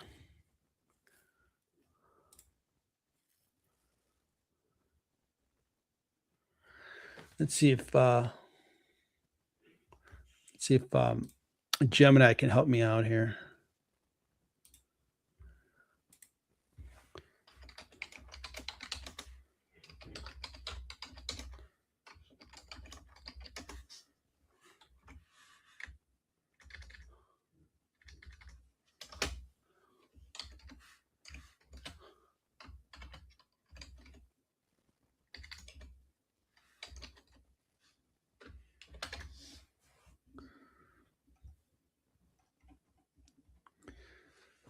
Okay, so it did help me out. So this is in that currency. So the average estimate is going to be 232.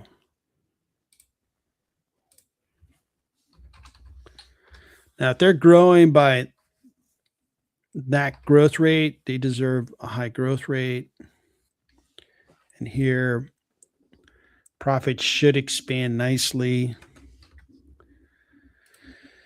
So this one's kind of a very difficult to estimate, but if I just put numbers into a valuation that are within reason, this thing prices out.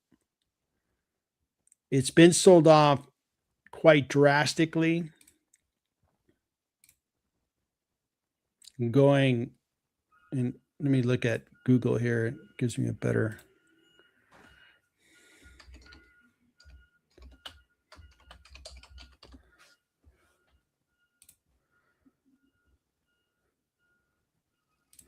So over the 1 year, this thing's gone from here to here, 58% drop in 7-8 months. Why is there such a drop? I would study all their, like, all the news that you see on the stock for the last year. What is causing everybody to leave the stock? And if everything checks out, I would then wait for this thing to start to rise and then maybe entertain. For me personally, this is what I would do. Then I would entertain investing in it. I wouldn't invest in this company because it's way out of my home country. It seems like a good business. They're growing really fast. You don't grow that fast if you don't have, if it means that the product's really good. Something about the product is driving a lot of demand. So there is opportunity, but you got homework on your hands because this thing's just done some really unusual things. So that's MILDEF. We'll see what it does. Man, look at that chart. It really took off. And the growth that they're now experiencing, if the chart would have kept going higher, that would have been like what I would expect. But for it to pull back, there's probably some negative stories out there. All right. That one was a difficult one. All right. Thanks for tuning in. Maris Cruz. And looks like Ben 10, Nike is on the way back up. All right. Good to hear. All right. So we've got a couple more to go here. We're moving on to Webull.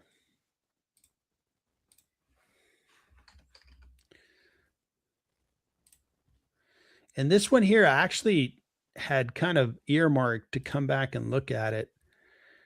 Now, when did these guys IPO? So they IPO'd back here in 22. Man, was this a short squeeze? What happened there?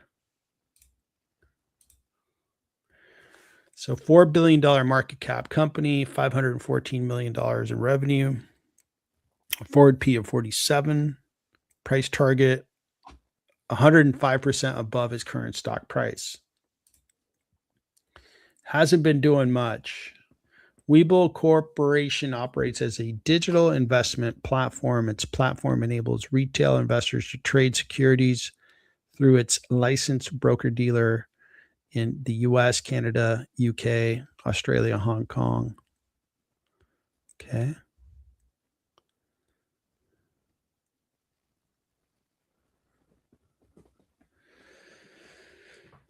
All right. So $4 billion market cap. They have been trailing 12 months. The growth looks good. If we look at the quarterly, growth looks good. Looks real good. All right. And so they do have free cash flow. They're not making money yet. Okay. And we've got 2 analysts covering them, putting price targets way above their current stock price. 4 analysts are putting the forecast out there. These guys are going to continue to grow. So why is the market not liking these guys? And it's the same thing I've seen with other small brokerage stocks. The market really likes Robinhood. It likes Charles Schwab, but it kind of hates on eToro and Webull. It's just not buying up those stocks. That's what the market's been doing. So let's take a look here. So we looked at the forecast. The forecast is supposed to grow nicely. Can you show the charts on Webull, and then I'm going to update my valuation? Yeah, this is somewhat of a strange looking chart. Probably because of this big spike. It's just collapsing all of these prices here. Probably do a little experiment and bring the chart back to this point. We probably see these candles much better, but it's probably not worth the time at the moment. So yeah, I'm with you. I don't know what drove it from $11 to nearly $80 in about 2 days, but it quickly sold back off and got back down to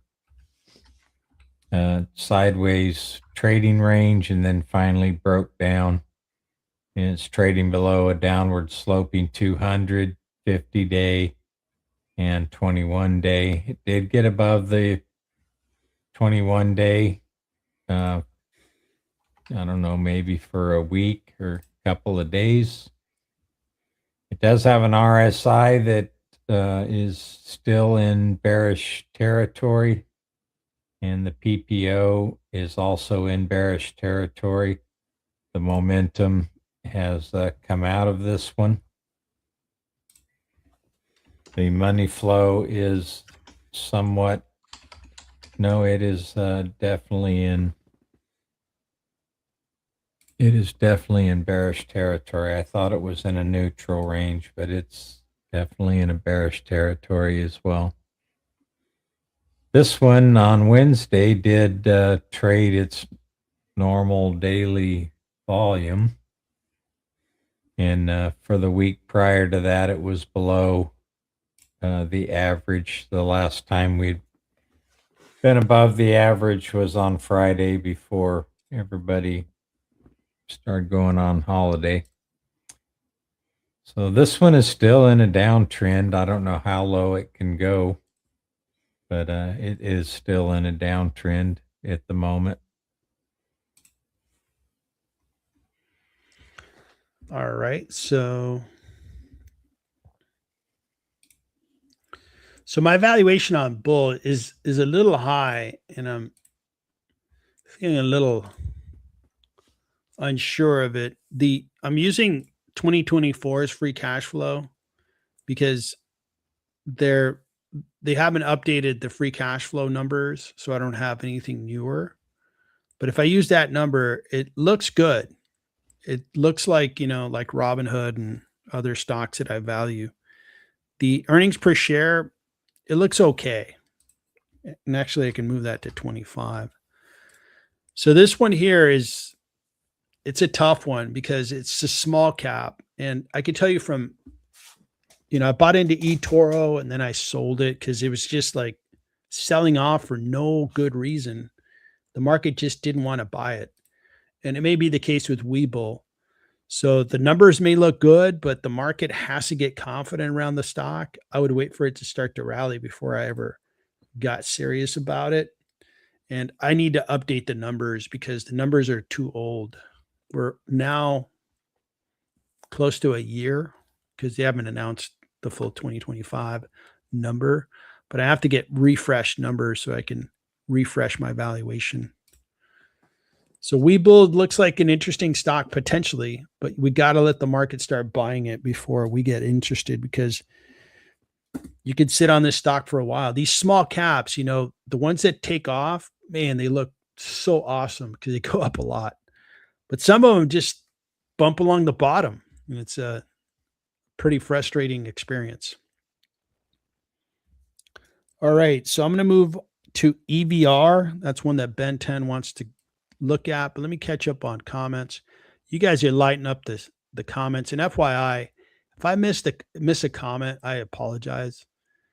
As you guys could tell, Daryl and I are super busy, and sometimes I miss a comment. But Ben 10's looking at app.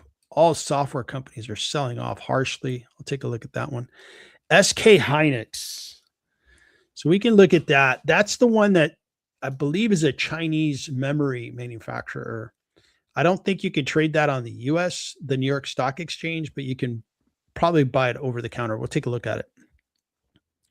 So Owlet is looking great so far. Was that your pick for the stock picks? Let's take a quick peek.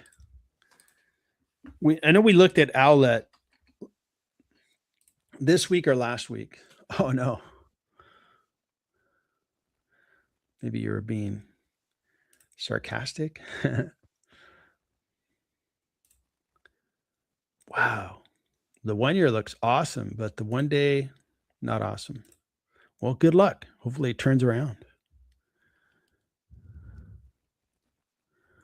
So VICI has hit bottom and could recover by summer. It could. I hear a lot of negative stories about Vegas, though. I just keep hearing negative stories that the traveler doesn't like Vegas, or fewer travelers are going to Vegas. So I see 8 analysts for Zurich on tip ranks. 8.4% downside. Well, it's been doing well. So, all right, cool. DraftKings is green, huh? Boy, enjoy it.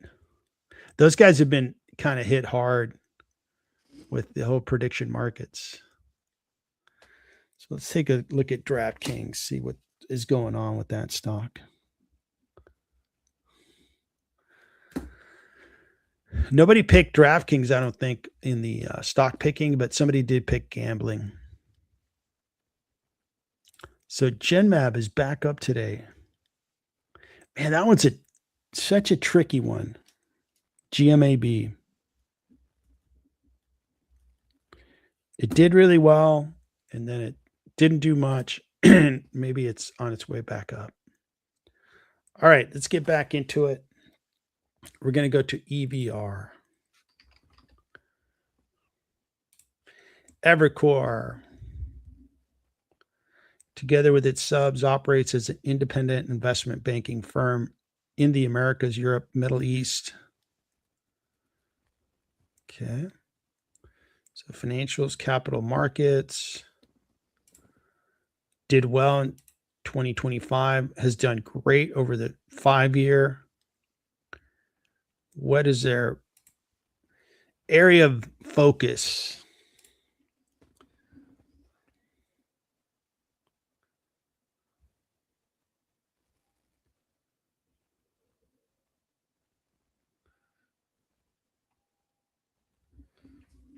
Okay, I don't think I can get a sense of what they focus on from their website.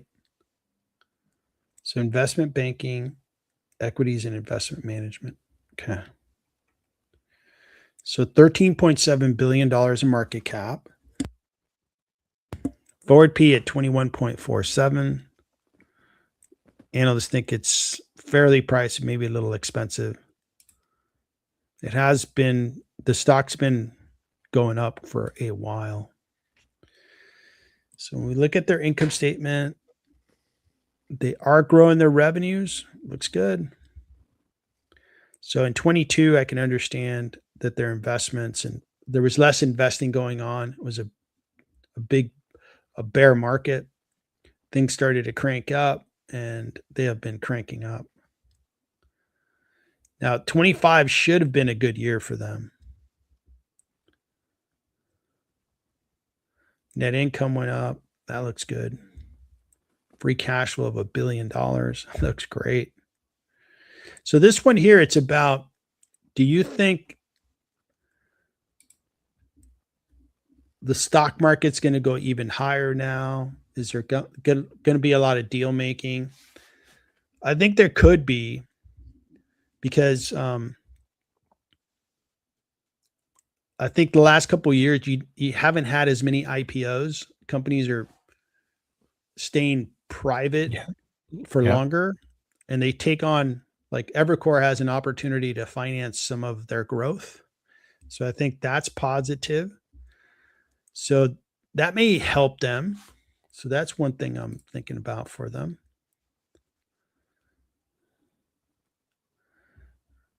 They're supposed to keep growing. That looks good. So this stock looks good. It could continue to grow and flourish. And it pays a small dividend. You want to look at the charts, Daryl? Sure, they really took off about the same time as the AI trade started coming into vogue. They went on quite a run, had a big pullback in April of this year. It looks like they may have pulled back about they were down by half. But that would have been a really great time to buy. So they're currently, yesterday they were, I guess 2 days, no, yesterday they were coming down to test their 21. It looks like the intraday they got pretty close to that, but managed to stay above the 21-day. Today they're trading about where they closed 2 days ago, 2 trading days ago. The 50-day looks to have bottomed out here. So it come up and peaked. It has bottomed out, starting to move a little bit higher. We will have some resistance here around 362 or so, but if it can break out above that, that would be a really powerful signal, especially if it does that on good momentum. The 200-day is still increasing. They have tested that during the tariff. I'd have to go back and see before that. They may not have tested many times. Nope, they haven't. They don't test the 200-day very often. So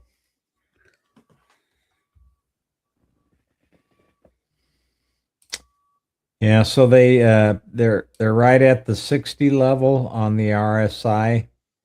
They never did get into overbought territory on the last 2 momentum swings, whereas you can see they did back in September.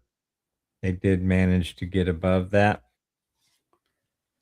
The PPO is in bullish territory, but we did have a bearish crossover, as you can see here, to the downside. So this does have some resistance, not too far above where it's trading right now. That would be something to really watch and see if it can break out above that. If you want to buy it here, make sure you have a stop loss on it so you can get out if this starts turning downward. But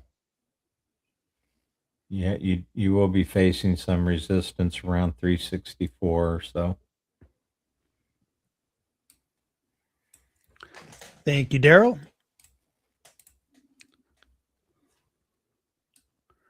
All right, so let me catch up on a couple of stocks, and then I'm going to hit the chat. So SK Hynix, looks like a stock traded in South Korea, and it's been flying up along with Micron, 289% and then 471%. Incredible. I mean, I don't trade on this in this market. Yeah, they do NAND storage. They compete directly against Micron, and then the other one is Samsung. Incredible. When will the party end? I don't know, but it will end. I just don't think the data center spend is going to stay at the rate that we're in. And then there should be kind of a digestion period, like, hey, they bought all these semiconductors, they built out all this data center. Okay, now companies can use it for like 2, 3, 4 years. So there should be a drop, or if anything, just a flat period of growth for this industry. It'll eventually happen. I just don't know when. I don't know if they still have another year of going up, or if they have 2 years, or if they have less than a year. But we'll see. The market will certainly trade based on that expectation. And it did have kind of a pullback here, but now it's been flourishing higher. And today it's up 4% with all the news around. China is doing better. Its tech space is looking brighter. So very interesting. So AppLovin, it's under pressure, but the rest of the space is under pressure. Wow, look at that. Incredible. This is a phenomenal stock, and it's a really good business. So I'll take advantage of that price. I'll buy some shares. DraftKings having a positive day. That's good. Wonder, the football season's been really good. So I wonder if they're growing off of that. Look at that growth. These guys continue to grow. But the last quarter, that's a problem there. When are they going to announce their earnings? February 12th. So we're about a month and 10 days from that date. They got to start putting up some growth, or the market's going to be like, yep, they're done, because prediction markets are replacing them. So we'll see where they go. If they announce good earnings, the stock can really fly up. GenMab up 2.4% over the 1 year. See, this thing really flourished and then it's stalled. What's it going to do next? I don't know. I hate not knowing. See here? So I got myself out of it. It was just not predictable enough. The stock that I decided to buy into was Regeneron. Would you mind taking a look at GenMab? I'd be curious to see what you think of the charts on GenMab. I can pull it up here. Thank you.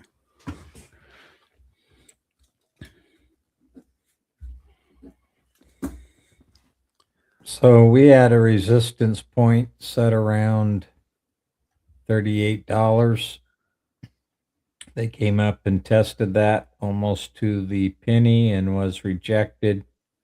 We had 3 days of gap downs, keeping in mind that, well, I can't keep that in mind because it was trading above volume. This is one that was actually trading volume on at normal averages on a 2 sell days, 3 sell days on a row. The first one didn't have as much volume, but the next 2 did. So there were people trying to get out of this one. So it is recovering a little bit today, but it is trading outside of an upward trend line. I also sold my shares on the 31st. And I think I explained yesterday that one of the reasons that I did that is because of this chart. Actually, two, but we'll just look at this one. Because seasonality-wise, this one tends to drift down until about the end of March. So from a seasonal perspective, I think there's going to be downward pressure on this one, and it's trading below an upward trend line. If it breaks this downward trend line, then I'm thinking it's going back to about somewhere between $28 and $29. So it could be, let me see where healthcare is today. Yeah, they're in the green. So the healthcare in general is up, while we have discretionary, consumer, communication services, real estate, and technology in the red. So healthcare is getting a little bit of a bid today. I noticed that CRMD was also up today. Yep. They're up 4%. That's where I stand with GMAB. I'm gonna revisit this one somewhere towards the end of February. I'll get it back on my watch list and see where it goes from there. All right, thank you, sir. All right, so I've got to get going. So we're gonna end, although there's a lot of good comments. Thank you. We're gonna look at Affirm, and then I've got to go.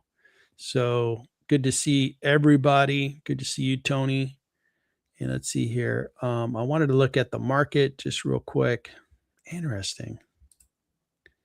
So it's a mixed market. Just semiconductors doing great, but other parts of the NASDAQ software is down a lot.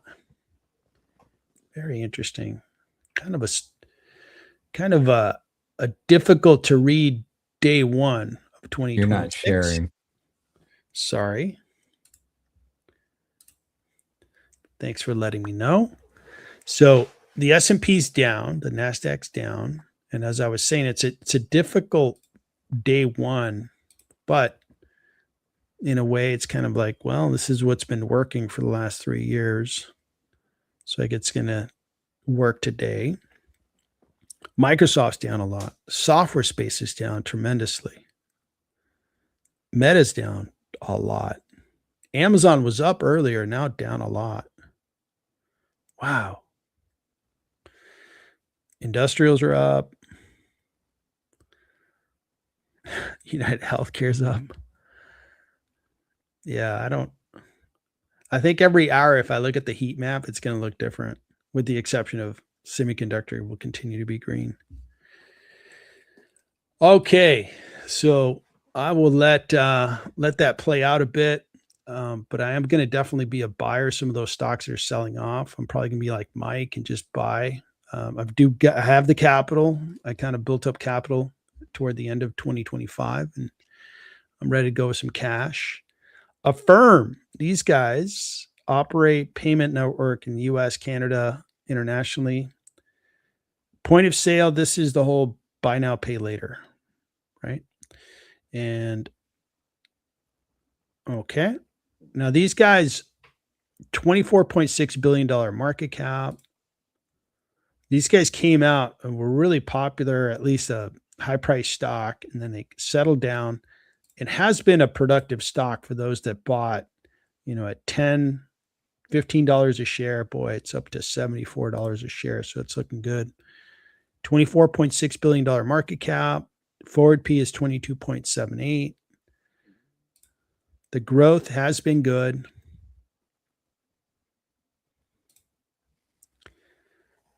Yeah, growth is good. 33%. And it's interesting to know like how they monetize. They are pretty much taking kind of like a 3% margin, and they're carrying that purchase for like 6 weeks or 8 weeks. And they earn that 3% over that period of time. Well, if they can turn that money, 10 times a year, that's really good profit for them. Here's their profit margin and their free cash flow. So looks good. So overall free cash flow, 769 million. Forecast for them. And the consumer, there's a lot of noise out there, but from what I'm seeing, economic data shows that the consumer continues to buy. The consumer is not going away. We're in this year here, growing at 28%. Then they're going to grow at 25, and then 20. That looks excellent. If they can hit that forecast, they're going to be looking good. And their P ratio is going to come down to the 20s eventually. So this is a good growing company. That's a lot of analysts looking at them too. So this is a good idea. I like the idea. What's their I have a valuation for them. You want to look at the charts on Affirm, and then I'll update my valuation. Okay.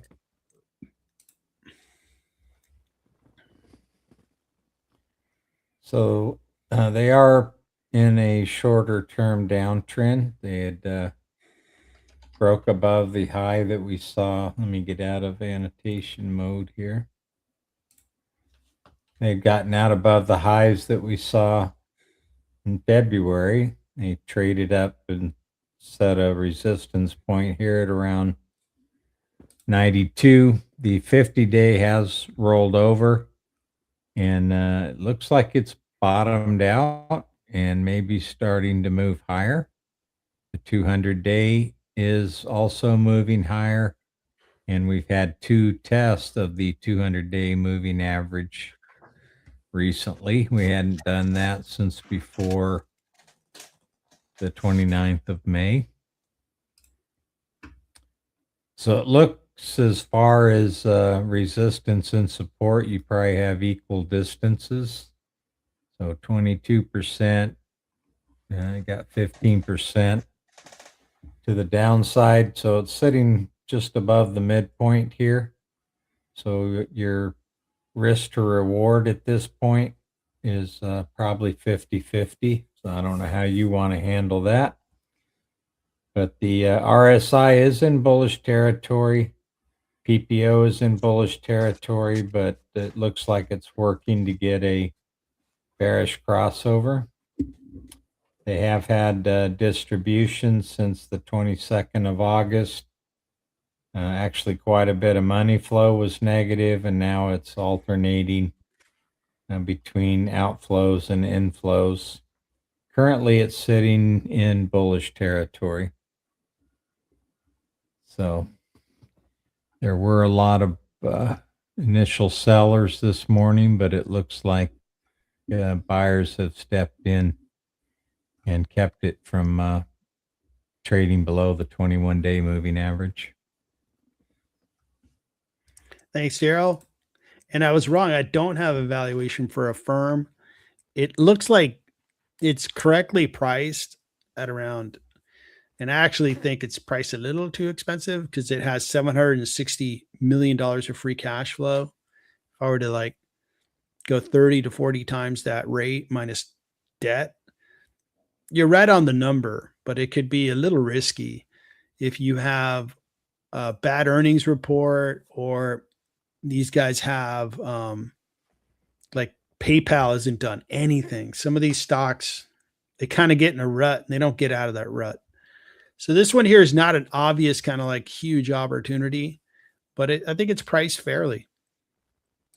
And if you're optimistic about the business, okay, price fairly, buy accordingly. Looks like Daryl gave us some good data on the charts. Good to see you, Tony. All right, guys. Well, I'm going to have to run, but looks like you guys really showed up today. Thanks so much. We had a lot of attendees today, and good to see all of you. Mike, good to see you. Shadow Guy, Tony, Michael, good to see you. Man, a lot of people. Ricardo, Maris Cruz, good to see you. Ben 10, you guys, happy new year. Magical Self. And Paul, good to see you. And Pink Vodka, good to see you. Probably missing some people. Sorry. NASCAR, thanks for joining. And I think that's everybody. And then our newest member, PAL_US, thanks for joining. Appreciate it.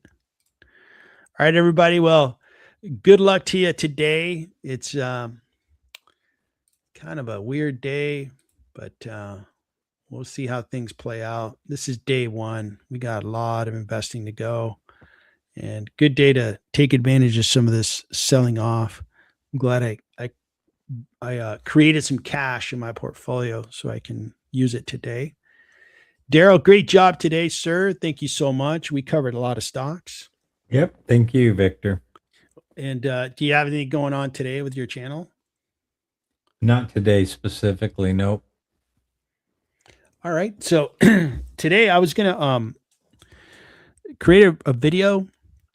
I'm going to look at my watch list. I've been working on my watch list for a couple years, and what's really enhanced it is all this work we do on live streams. I mean, I've got like 350 stocks, and I wanted to highlight some of the best looking ones. And I was going to do a video where I can look at 10, 12 of those and put them into a video, and I'll release that when I get it done. So that's what I'm going to work on today. All the ones highlighted in green are potentially going to be on the video, but like PBR is a stock that I'm going to see if it belongs in that video.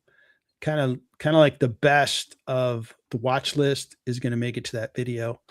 So if you're an advanced member, look for that video to come out, and then in about 30 days, it'll come out to everyone. So that's what I'm going to work on today, and plan to live stream over the weekend. I'm not sure if it's going to be Saturday afternoon during the football games or Sunday, but it'll happen over the weekend. And then we'll live stream next week. I'll see what the schedule looks like, and we'll publish out the dates or the live stream days that we can go as soon as I can. So that's it, everybody. Have a terrific day. Thanks again, Daryl. We'll see you guys. All right. Take care, everyone.